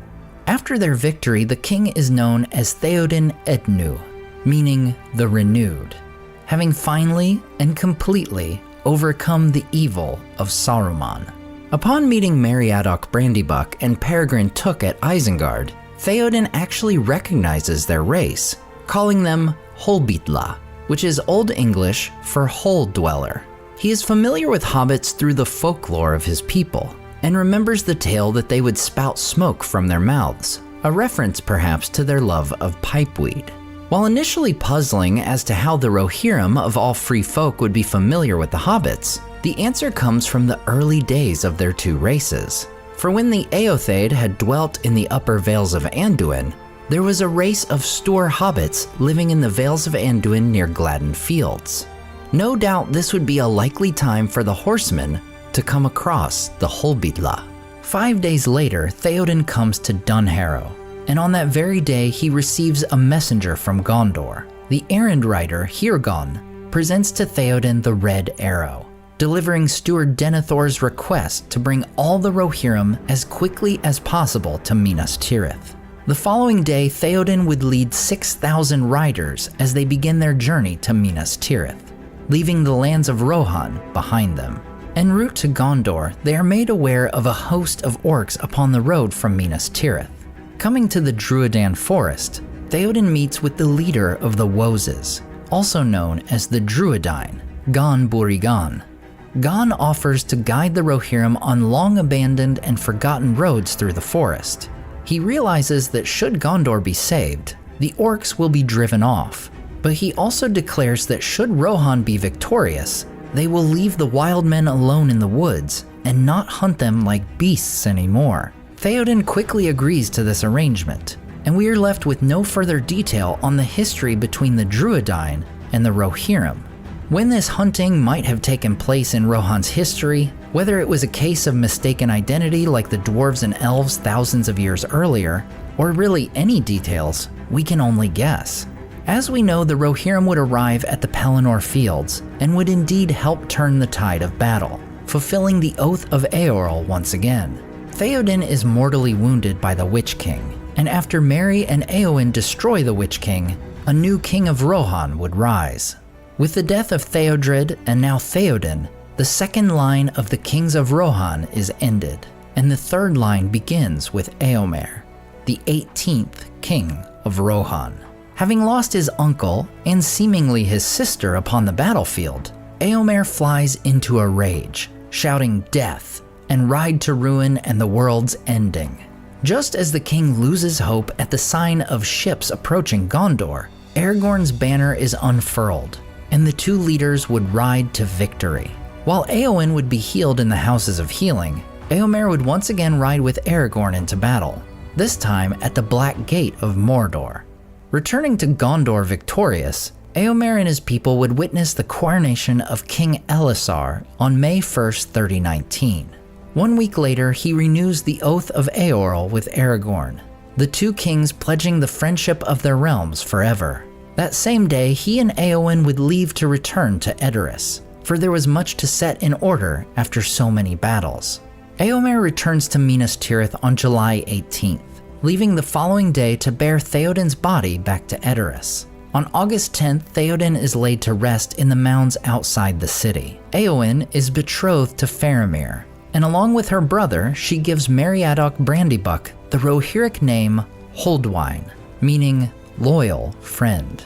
They would also gift him an ancient Horn of the Mark, which dates back to their people's days as the Eotheid in the Vales of Anduin. Éomer would do away with the roles of second and third marshals, and instead creates a marshal position for each half of Rohan. Erkenbrand becomes Marshal of the West Mark, and Elfhelm becomes Marshal of the East Mark. It was said that before the White Tree of Gondor could grow in peace, many enemies would need to be conquered. Thus, Éomer would often fulfill the Oath of Eorl, riding with Aragorn to subdue the remnants of Sauron's followers in the east and south. The king of Rohan would be known as Éomer Eadig, meaning the blessed, for it is during his rule that Rohan would recover from the hurts of war and become plentiful and prosperous once more. In 3021, Éomer marries the daughter of Prince Imrahil of Dol Amroth. Together, Éomer and Lothiriel would have a son, Elfwine the Fair. During the reign of Éomer, Rohan would welcome an entirely new race of people to those lands, dwarves. Gimli, who had been in awe of the glittering caves behind Helm's Deep, returns with a contingent of dwarves, and with the permission of the king, founds a new colony. The dwarves would have a great friendship with both Rohan and Gondor, and Gimli would become the first Lord of the Glittering Caves. In total, Éomer would rule Rohan for 65 years, second longest of any king in the history of their country. Prior to his death in the 63rd year of the Fourth Age, he would be visited once again by Merry and Pippin. Upon his death, Elfwine becomes the 19th king of Rohan. The last king listed in Tolkien's writings, Elfwine is left a realm in a far more peaceful and prosperous position than the home of the Horse Lords had seen in many long years. The founding of Rohan in the former lands of Gondor would lead to a few ancient strongholds finding new life within the kingdom. The first of these is the mighty fortress of Helm's Deep. The great fortress in the northern White Mountains finds its origin in the earliest days of Gondor, likely during the reign of Isildur and Anarion in the Second Age. It lies on the western edge of the lands of Kalenardhon. There, upon a black spur of the mountain that would become known as the Horn Rock, the fortress that would later be known as the Hornberg is built. At this time, the settlement is named Aglarond. The deeping wall is constructed to span the space between the spurs of the mountain, enclosing the deep valley. The wall is roughly 20 feet high and is wide enough that 4 men could walk side by side atop it. The fortress and the wall are connected by a flight of steps. The fortress, like its northern neighbor Isengard, is originally home to Gondorians and played a major role in guarding the gap between the Misty Mountains and the White Mountains. Over the centuries and millennia, as the glory days of Gondor fade and the realm suffers from plagues and war, the lands of Kalenardhon become vastly depopulated. However, as the late Third Age begins, the northern horsemen known as the Eotheid come to the rescue of steward Cirion of Gondor, and in return, Cirion gifts the men of Eorl the lands of Kalenardhon. Thus, in 2510 of the Third Age, the lands are renamed Rohan, and the Horse Lords are ever after known as the Rohirrim. The Rohirrim take possession of their new lands, including the realm of Aglarond and its great fortress. In their own tongue, they call it the Soothburg, meaning southern fortress, while the previously mentioned Isengard is the northern fortress guarding the Gap of Rohan. One of the most famous events in the history of the fortress comes in 2758 of the Third Age, and would lead to a name change for both the fortress and the entire system. The story begins in 2754, when Helm, son of Gram, the 9th king of Rohan, rules from the capital of Edoras. In that year, Freka, a Dunlending who is also of Rohirric descent, attempts to threaten the king into arranging the marriage of his daughter to Freka's son, Wulf. In response, Helm strikes Freka with his fist, killing him, and earning the name Hammerhand. 4 years later, Wulf returns to Rohan with a great force of Dunlendings, reinforced by enemies of Gondor who had landed in the south. Helm and his soldiers fight them at the crossings of Isen, but are defeated, and the survivors retreat to the Soothburg. As Wulf overruns the lands of Rohan and takes control of the king's throne in Edoras, Helm is under siege in the Soothburg. They would be forced to suffer through a long and brutal winter. During this time, the king would go into a rage, and setting out during the frozen nights, he would blow his great war horn, then set out to exact his revenge. Clad in white, he would stalk his enemies like a snow troll, and slay them with his bare hands. As the siege goes on, the king's sons are slain, and while Helm would grow gaunt from grief and famine, his horn would still sound in the deep, instilling fear in the hearts of the Dunlendings as he hunted them. One morning, the men of Rohan would wake to discover Helm had died during one of his nightly raids. But it is not the work of his enemies. His body is discovered frozen in the snow, still standing and ready to fight. Helm's nephew, who had retreated with another force to Dunharrow, would rally to defeat the Dunlendings and become the 10th king of Rohan, the first of the second royal line. The fortress and the surrounding area would be renamed in honor of their fallen king and his deeds.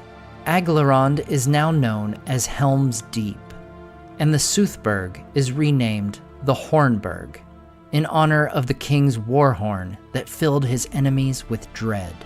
There was a belief among the Rohirrim that sometimes in the deep, the wraith of Helm Hammerhand still wandered, defending the keep from the enemies of Rohan. It is implied that Helm's Deep would play a role in the protection of the Rohirrim on multiple occasions. For in the later Third Age, it is stated that Helm's Deep had never fallen to an enemy, and that the Deeping Wall had never been breached. As we know, the latter of these would indeed happen in the Battle of the Hornberg in 3019. Unlike in the films, after being freed from Wormtongue's influence, Theoden seeks to take the fight to Saruman.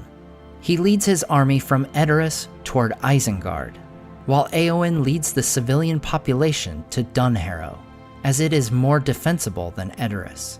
On the way, Theoden is warned by soldiers retreating from the fords of Isen that Isengard has been unleashed. Even their force of 1,000 riders would be no match for 10,000 Uruk-hai and Dunlendings. Theoden retreats to Helm's Deep, and much like the great king of old, prepares to endure a siege upon the Hornberg.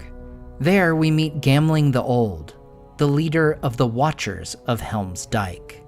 The orcs and Dunlendings march to Helm's Deep, where they use hundreds of ladders in an attempt to scale the Deeping Wall. The defenders, led by Aragorn and Éomer, are successful in repelling these attacks. As the battle rages on, a handful of orcs manage to sneak in via a culvert, the first enemies to step foot inside the Deeping Wall.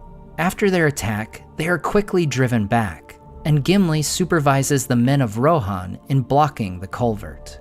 However, the Uruks would re-enter the culvert, this time using a device of Saruman and causing an explosion, ripping a hole in the deeping wall. The great defense of Helm's Deep that had stood for so long could no longer protect the Rohirrim.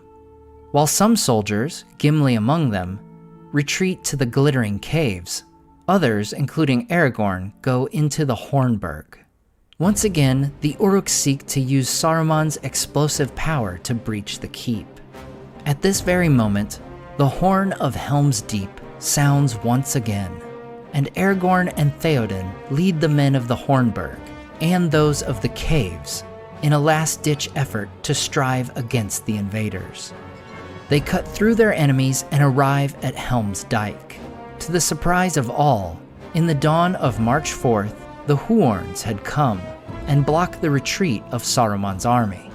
In that moment, Gandalf the White also arrives, having rallied Erkenbrand and 1,000 men from the West Fold. They charge the enemy ranks. The Dunlendings are in such terror at the sight of the White Wizard that they could no longer fight, and the orcs completely lose control and retreat into the trees, where every last one is destroyed by the Huorns. After the battle, the Dunlendings who had surrendered are given amnesty by King Theoden, and are permitted to return to their homes under the condition that they never again bring hostilities against Rohan, or cross the river Isen. The Dunlendings killed in the siege are buried in their own mound, more honorably than, and separate from, the Uruks. As for the dead orcs, they are left in a mound, which is gone the following day. The Huorns had left in the night, and in their place, there was a great mound covered in stone. Believed to be the final resting place of the orcs of Saruman, nothing would ever after grow upon the hill, and no man would ever set foot upon the Death Down. Little is known of Helm's Deep after the War of the Ring, though we know it would play host to a new colony of Durin's folk, the Glittering Caves, led by Lord Gimli, son of Glóin. The Glittering Caves is set to be one of the most important realms of the Fourth Age, helping with the rebuilding of the Gate of Minas Tirith, and establishing a great friendship with Éomer, the 18th King of Rohan, and the first of the third royal line. Though its wall had been breached by the forces of Saruman, no enemy of Rohan would ever conquer Helm's Deep. While Helm's Deep would become a part of Rohan, the other major Gondorian fortress in those lands would take a different path. We now look at the history of Isengard. While we don't know for certain when Orthanc was constructed, we do know who built it. After their home of the island realm of Numenor is destroyed, Isildur and his brother Anarion found the realm of Gondor in 3320 of the Second Age. Over the centuries, the early Gondorians would not only build the great cities of Minas Ithil, Osgiliath, and Minas Anor, but they would also build some of the greatest fortresses and structures in all Middle-earth. These would include stone bridges crossing the mighty Anduin River, the Argonath at the northern border of the realm, the fortress that would later be known as Helm's Deep, and the fortress of Isengard. Isengard is built sometime between the founding of Gondor in 3320 and the formation of the Last Alliance in 3430. Within the circle of Isengard, the Gondorians build a massive 500-foot structure. It consists of 4 welded pillars of a deep, gleaming black stone. At its top, the tower had 4 pinnacles opening out, each coming to a sharp point. Between the points there was a polished floor, which by the later Third Age would have many strange signs written on it. It is described in detail in the 2 towers. A great ring wall of stone, like towering cliffs, stood out from the shelter of the mountainside, from which it ran and then returned again. One entrance only was there made in it, a great arch delved in the southern wall. Here through the black rock a long tunnel had been hewn, closed at either end with mighty doors of iron. They were so wrought and poised upon their huge hinges, posts of steel driven into the living stone. that when unbarred, they could be moved with a light thrust of the arms, noiselessly. One who passed in and came at length out of the echoing tunnel beheld a plain, a great circle, somewhat hallowed like a vast shallow bowl. A mile it measured from rim to rim. When it's constructed by the early Gondorians, they place one of the 7 Palantiri within the fortress. Its location on the northern border of Gondor, and being centrally located in Middle-earth itself, makes it uniquely well-positioned for a Palantir, and for the protection of Gondor. As the Second Age gives way to the Third, the Gondorians continue to man the fortress in defense of their realm. While the lands of Kalenardhon were never as densely populated as the southern lands of Gondor, it was vastly affected by the Great Plague of 1636, leading many surviving Gondorians to migrate eastward. In the aftermath, the Tower of Orthanc is closed, and its keys are sent to Minas Tirith. Despite a massive depopulation of Kalenardhon, the fortress of Isengard would remain manned by a small garrison of soldiers. They are led by a hereditary chieftain and play an important role in the protection of Gondor's northern border along the Isen. As time progresses, their chieftain and his company grow more secretive, and the chieftain becomes known as the Lord of Isengard. The men who become the Rohirrim would settle in the former Kalenardhon, and it's their belief that the men of Isengard were meddling in dark magic. These were days long after the line of the kings of Gondor had ended, and the ruling stewards were forced to turn their attention to battles with their enemies to the east and the south. In time, they quit sending emissaries to Isengard completely. The Rohirrim likewise faced enemies invading from the east, and neither realm, in their preoccupation, realized the line of the Gondorian chieftains had failed completely. Over the years, these men had long intermingled with the Dunlendings, who came to settle around Isengard. They take over Isengard and kill any of the Gondorian guards who refuse to join them. A period of peace in Rohan would come to an end when these Dunlendings would begin open hostilities against the Rohirrim. In response to these raids, King Deor of Rohan leads an expedition north, where he discovers Isengard is under the control of the Dunlendings. Unfortunately, Rohan didn't have enough might to retake Isengard, and Gondor could not send aid as they were facing troubles of their own. Thus, Deor stations a mighty force of Rohirrim in the Westfold to discourage further raids. The occupation of Isengard by the Dunlendings would lead to a time of warfare during the reign of King Gram.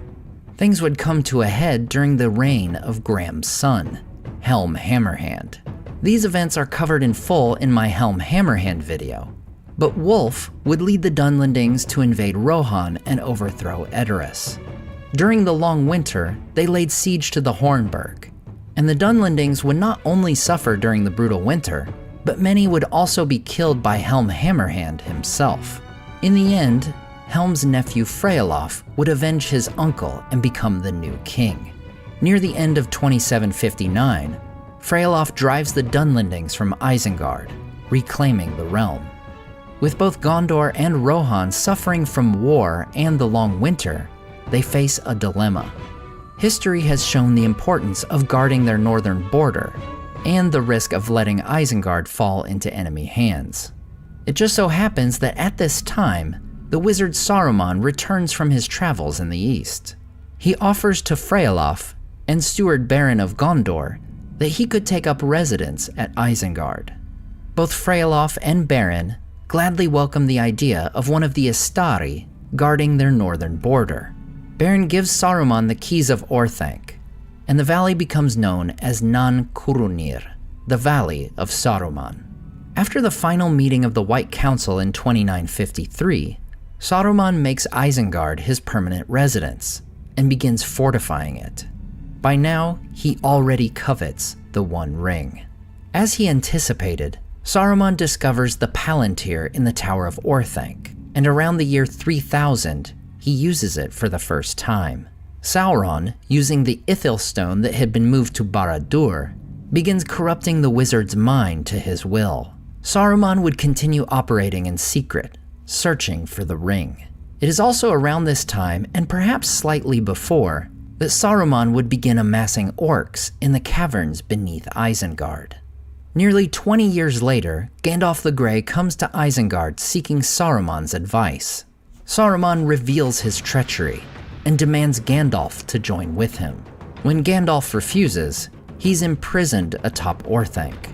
In the 2 months he spends atop the tower, Gandalf sees Isengard transformed, as the trees and greenery that had once covered the area are replaced by pits and forges. Orcs and wolves come to dwell in Isengard, forming Saruman's army. Gandalf would finally be rescued by Gwaihir on September 18th, and 2 days later, the Nazgul arrive at Isengard.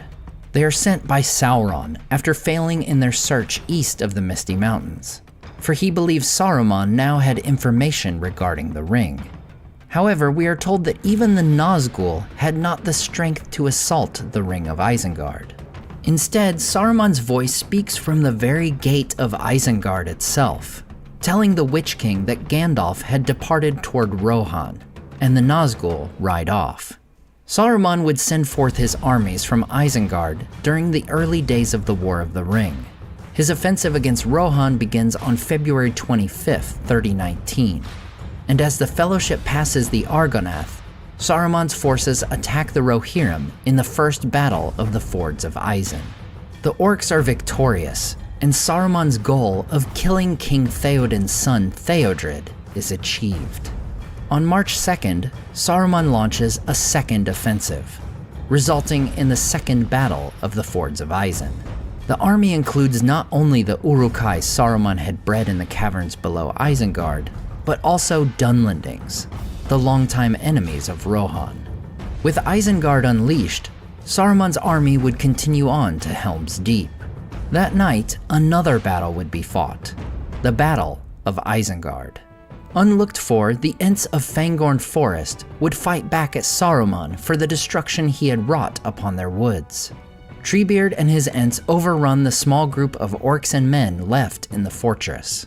While they take control of Isengard, they are unable to assail Orthanc itself, for it was mightily made. Theoden, Gandalf, and the victorious men of Rohan arrive on March 5th to parley with Saruman. It is then that Gandalf breaks Saruman's staff and expels him from the Order of the Astari. Gandalf leads Treebeard in command of Isengard and the former wizard within. When Gandalf and the Fellowship return to Isengard on their way home after Sauron's downfall, they learn that Treebeard allowed Saruman to leave. When they arrive, Treebeard welcomes them to the Treegarth of Orthanc, and in the time since their last visit, the Ents had destroyed the Ring of Isengard and filled the circle with orchards and trees. A stream flows into a clear lake where the Great Tower of Orthanc still stands. In one of his many moves to set the world right, Aragorn decrees that the Ents shall have complete control over the new Treegarth of Orthanc. He has the Palantir that was recovered from Saruman returned to the tower. At this time, Orthanc is searched, and they discover that Saruman had hoarded many jewels and heirlooms that were not rightfully his. With Gimli's assistance, a hidden door is discovered in the tower. They find a small golden case that had been used by Isildur to bear the One Ring, and the Elendilmere, an heirloom that had been lost since Isildur's death in the Anduin River. King Elisar takes the Elendilmere and establishes his full kingship of Arnor, as well as Gondor. Presumably, Treebeard and his Ents would continue their work well into the Fourth Age, undoing the evils of Saruman and restoring Isengard to its former glory. Next, we turn our attention to another small realm of men. While these are not great kingdoms of antiquity like Gondor and Numenor, they would still play important roles in the downfall of Sauron. The first of these is the Kingdom of Dale and its nearby settlement of Lake Town. In 2590 of the Third Age, King Thror, Thorin Oakenshield's grandfather, leads his people in exile from the Grey Mountains. Having finally been driven out after a war with dragons, the dwarves come to Erebor, the lonely mountain which had been abandoned 380 years earlier in favor of the Grey Mountains, is re-established by Thror and becomes the chief settlement of Durin's folk. Around this time, a group of Northmen living south of Erebor travel up the River Running and build their own settlement, the city of Dale. Unlike the men of Gondor and Arnor, these men were not descended from Numenoreans. While they are descended from the same group of men as the Edain, their ancestors did not cross into Beleriand. Thus, from these middlemen, we get people like the men of Dale and Rohan. They build their city within the valley between the two southern arms of the Lonely Mountain, close to the Great Dwarven Kingdom. Over the coming decades, as the prosperity of the dwarves grew, so too would the prosperity of Dale. It would become known for its great trade in things such as food and supplies, but also for craftworks of the dwarves. As Thorin explains in The Hobbit, these were days of incredible prosperity. Even the poorest hand had money to spend and to lend, and people had leisure to make beautiful things just for fun. Things like armor and jewels, but also marvelous and magical toys. He calls the toy market of Dale the wonder of the North. The city of Dale is ruled by a lord throughout its early existence. However, we know of only one named Lord of Dale, Girion, who would be its last. While we don't know much about Girion, we know that he once made a great trade with the dwarves of Erebor. To the dwarves, he gave a necklace made of 500 emeralds, and in exchange they made for him a coat of dwarf-wrought rings for his eldest son. While we can't say for sure, it's possible, given the incredible nature of the necklace, that this trade was for a mithril shirt. Unfortunately for both Girion and Dale, the prosperity of Erebor would not last. In 2770 of the Third Age, the dragon Smaug, greatest of the age, would attack the Lonely Mountain. After his attack on the dwarves, Smaug would set his sights upon Dale, bringing destruction and eating its citizens. With the dwarves driven out of Erebor and the looming threat of continued attacks by the dragon, the men of Dale would flee, leaving their city to fall into ruin. From this point on, the main settlement for these men would be Lake Town to the south. Lake Town, also known as Esgaroth, is a city made of wood, standing in the midst of the long lake. It stands upon great pillars, stuck into the lakebed below. While its construction upon the lake would seem made as a deterrent for the dragon, it's worth noting that Lake Town likely existed prior to Smaug's attack, for Esgaroth is shown upon Thror's map. While the dwarves would go on to eventually settle in the Blue Mountains near the western coast of Middle-earth, the men of Dale would be survived by their ancestors living in Lake Town for the following 171 years. Among the survivors of Dale are the wife and child of Girion, who had fled down the River Running. In the fall of 2941, Thorin and company would come to Lake Town after their escape from Thranduil's halls. They are welcomed by the master and people of Lake Town, who were eager to have the king under the mountain return. By this time, the people of Lake Town had largely forgotten the dragon, and children even doubted his existence. The men furnish Bilbo and the dwarves with boats after they are rested and fed. Days after their departure, Lake Town would be enveloped in dragonfire and ruin, for the dragon Smaug was very much alive and makes his way to the realm of men to bring his vengeance. For he had inferred the lake men's help with Bilbo's use of the word barrel rider. Despite the dragon's vicious attack, there were men who stood in defense of their town. Among them is Bard, descended from the child of Girion, who had fled the ruin of Dale all those years ago. Meanwhile, the master turns to his great gilded boat, hoping to row away in the confusion and save himself. Fortunately, as Bard rallies his bowmen, he is visited by a thrush. The bird had overheard Bilbo telling the dwarves of the weak spot in Smaug's armor, and communicates the information to Bard. Bard turns to his last arrow, the Black Arrow, which had long ago been made in the Lonely Mountain itself, and had been passed down through generations to Bard. Bard's aim is true, and with the Black Arrow, he slays Smaug, chiefest and greatest of calamities. Smaug's great body would fall upon the town, bringing further destruction. Despite it all, at least 3/4 of Lake Town's citizens managed to escape to the shore. Making camp there beside the lake, the men of Lake Town convey their anger at the master who had abandoned them, lamenting that Bard had been lost in the wreckage of Smaug's death. And in the very midst of their talk, a tall figure stepped from the shadows. He was drenched with water. His black hair hung wet over his face and shoulders, and a fierce light was in his eyes. "Bard is not lost," he cried. "He dived from Esgaroth when the enemy was slain.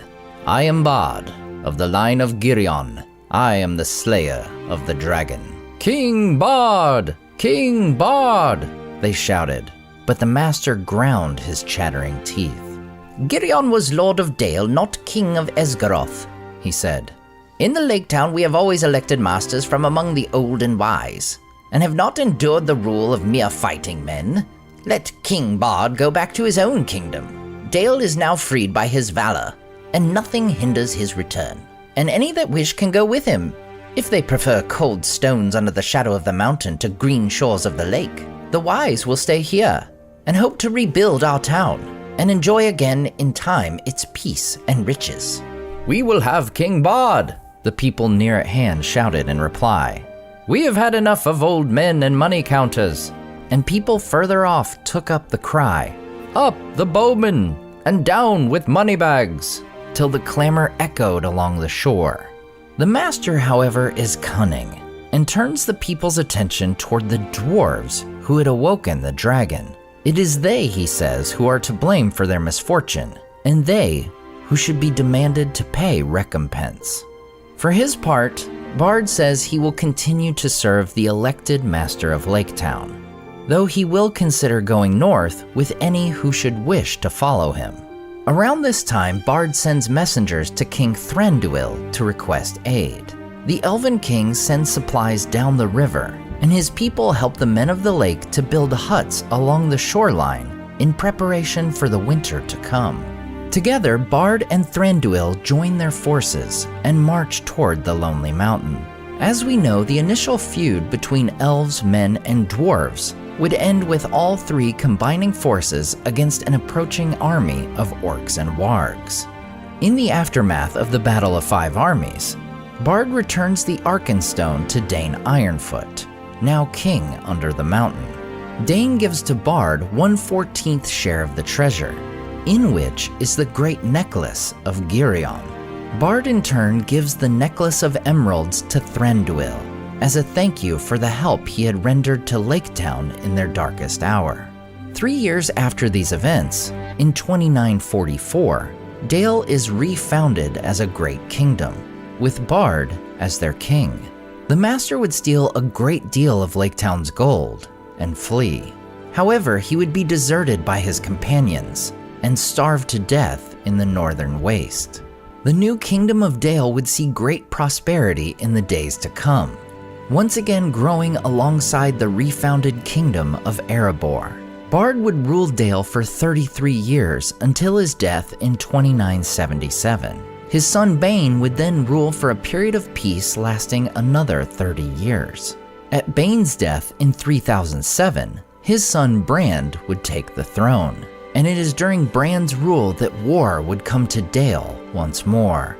In 3017, around the same time Dane receives a messenger from Mordor asking about Bilbo and his ring, King Brand would receive a messenger as well. As Glóin later recounts at the Council of Elrond, "The shadow grows and draws near. We discover that messengers have come also to King Brand in Dale, and that he is afraid. We fear he may yield. Already war is gathering on his eastern borders. If we make no answer, the enemy may move men of his rule to assail King Brand, and Dane also." While Sauron's forces would begin gathering east of the river Carnan, Brand indeed did not yield. Instead, he is attacked around March 14, 3019. Sauron's northern armies cross the Carnan and drive Brand back to Dale.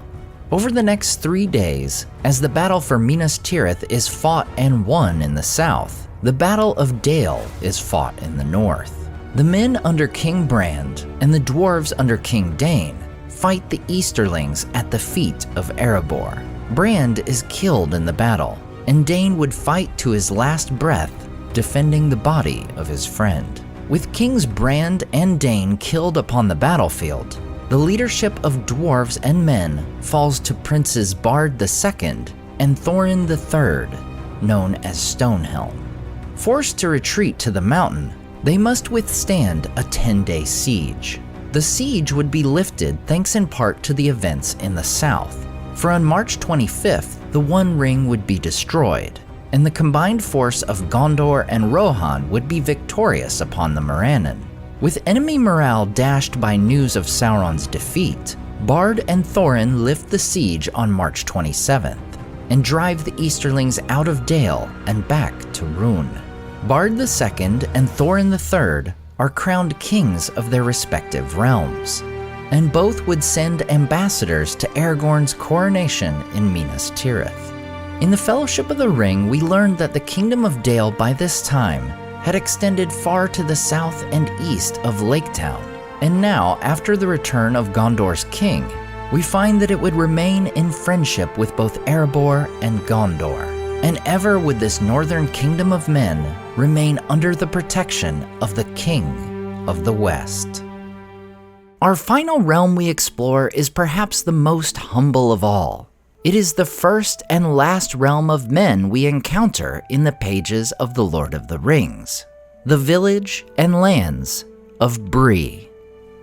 While events in and around Bree would largely be recorded in the Third Age, it would be founded thousands of years earlier, in either the First or Second Age. By their own accounts, Bree was founded during the Elder Days, also known as the First Age. However, in the appendices, we are told it may have come later. We are told the men of Bree are descended from men who did not migrate all the way to Beleriand in the middle of the First Age.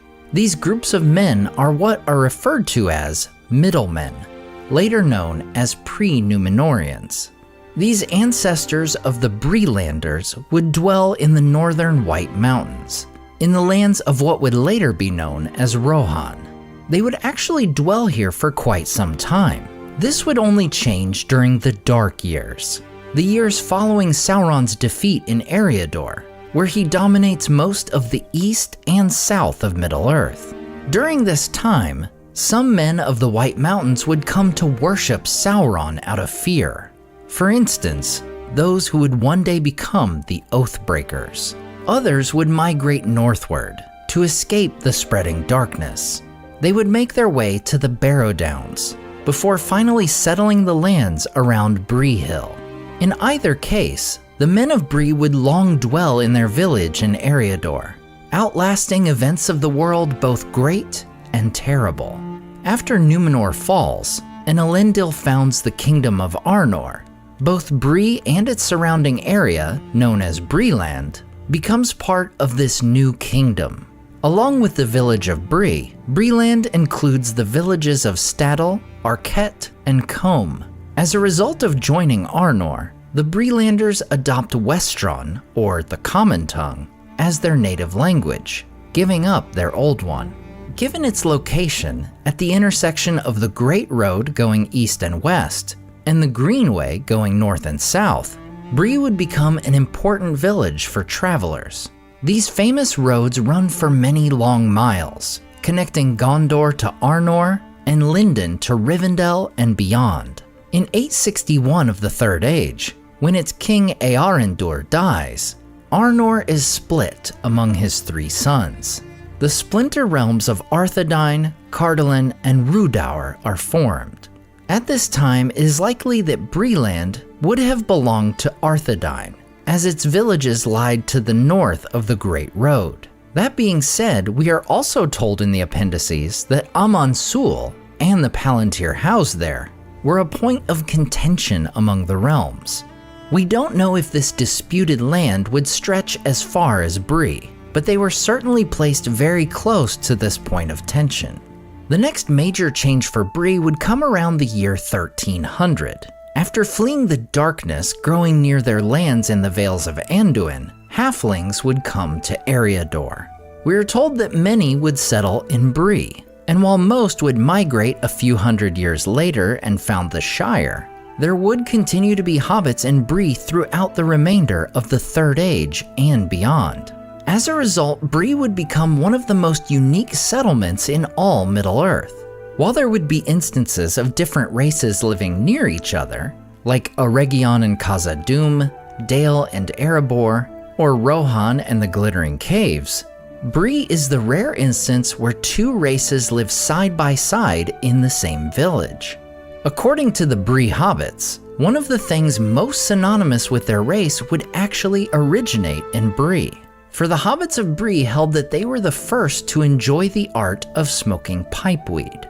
This plant, which was likely brought up the Greenway from Gondor, would grow on the southern slopes of Bree Hill, and it is likely here where Tolbold Hornblower first discovered the leaf, and would later introduce it in the Shire.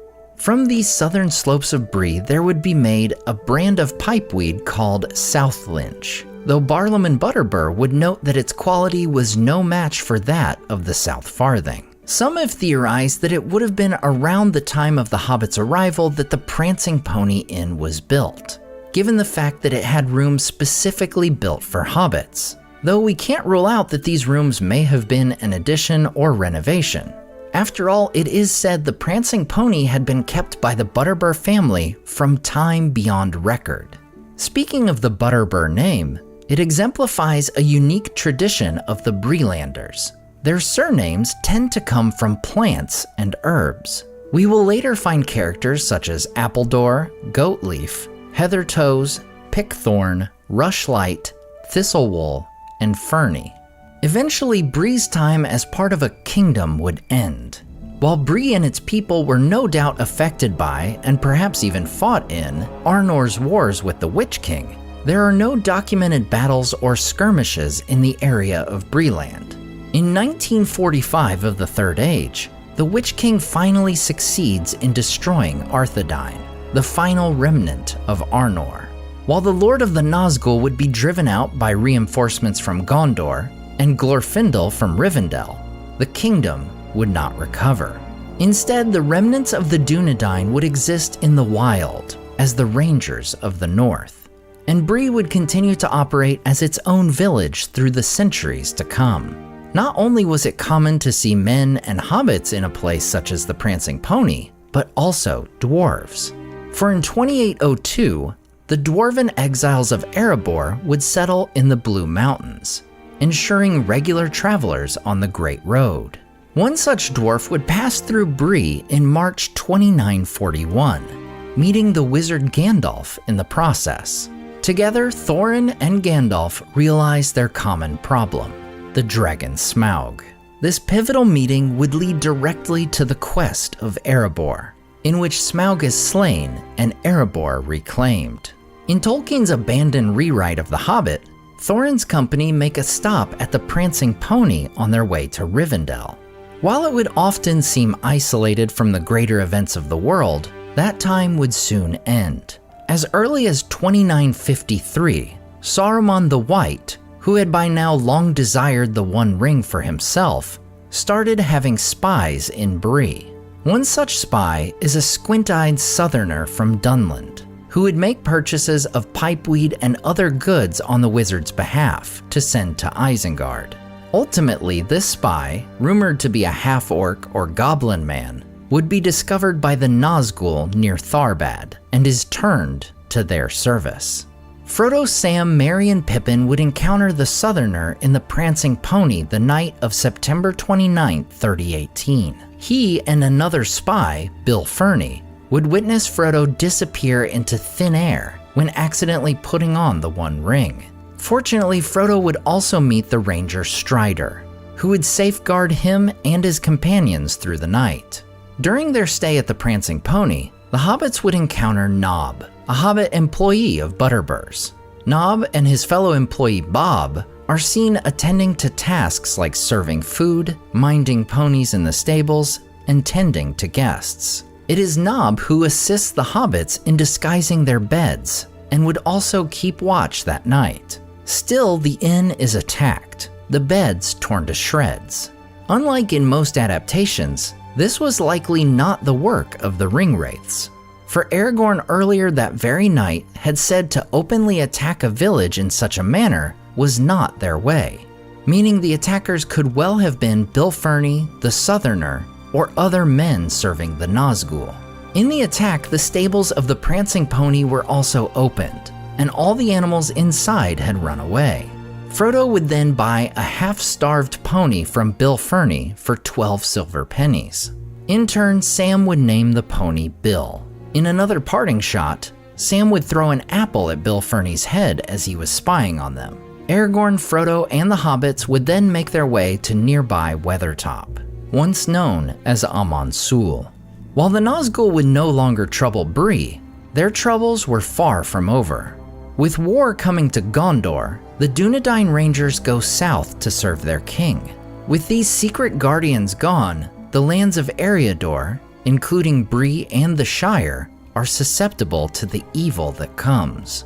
Ruffians under the service of the wizard Saruman raid Bree in early 3019. Barliman later says he believes they were let into the settlement by Bill Ferny and Harry Goatleaf. For when the Breelanders are victorious in defending their homes, the two men flee with the ruffians. The ruffians would travel to Chetwood, operating as bandits. Thus, the great road that traveled through Bree was no longer safe. In response, the citizens of Bree would lock up their homes early and would station many guards around their villages. It is during these dark days that Butterbur would realize how much the Rangers had done for him and his community. Not only were there now robbers, but wolves would howl around the fences, and dark shapes were in the woods, dreadful things that made the blood run cold. Thankfully, on October 28, 3019, Frodo, Gandalf, and the hobbits would return to Bree, bringing glad tidings to Barliman at the Prancing Pony. The Rangers had returned, and there was now a king once again in Gondor, who would refound the northern kingdom of Arnor and bring prosperity to the lands of Eriador once more. Butterbur seems to like this news, though he hopes the king will leave Bree alone. He will, said Gandalf. He knows it and loves it. Does he now? Said Butterbur, looking puzzled. Though I'm sure I don't know why he should. Sitting in his big chair up in his great castle hundreds of miles away, and drinking wine out of a golden cup, I shouldn't wonder. What's the pony to him or mugs of beer? Not but what my beer's been good, Gandalf. It's been uncommon good since you came in autumn of last year and put a good word on it, and that's been a comfort in trouble, I will say. Ah, said Sam, but he says your beer is always good. He says? Of course he does. He's Strider, the chief of the Rangers. Haven't you got that into your head yet? It went in at last, and Butterbur's face was a study in wonder. The eyes in his broad face grew round, and his mouth opened wide, and he gasped. Strider? He exclaimed when he got back his breath. Him with a crown and all and a golden cup? Well, what are we coming to? Better times, for Bree at any rate, said Gandalf. Indeed, better times would come for Bree. Aragorn reestablishes the northern kingdom of Arnor, and no doubt the village and the Prancing Pony would benefit greatly from the increased traffic on the two great roads, once again connecting the two realms of men to one another, and to the many peoples of Middle-earth.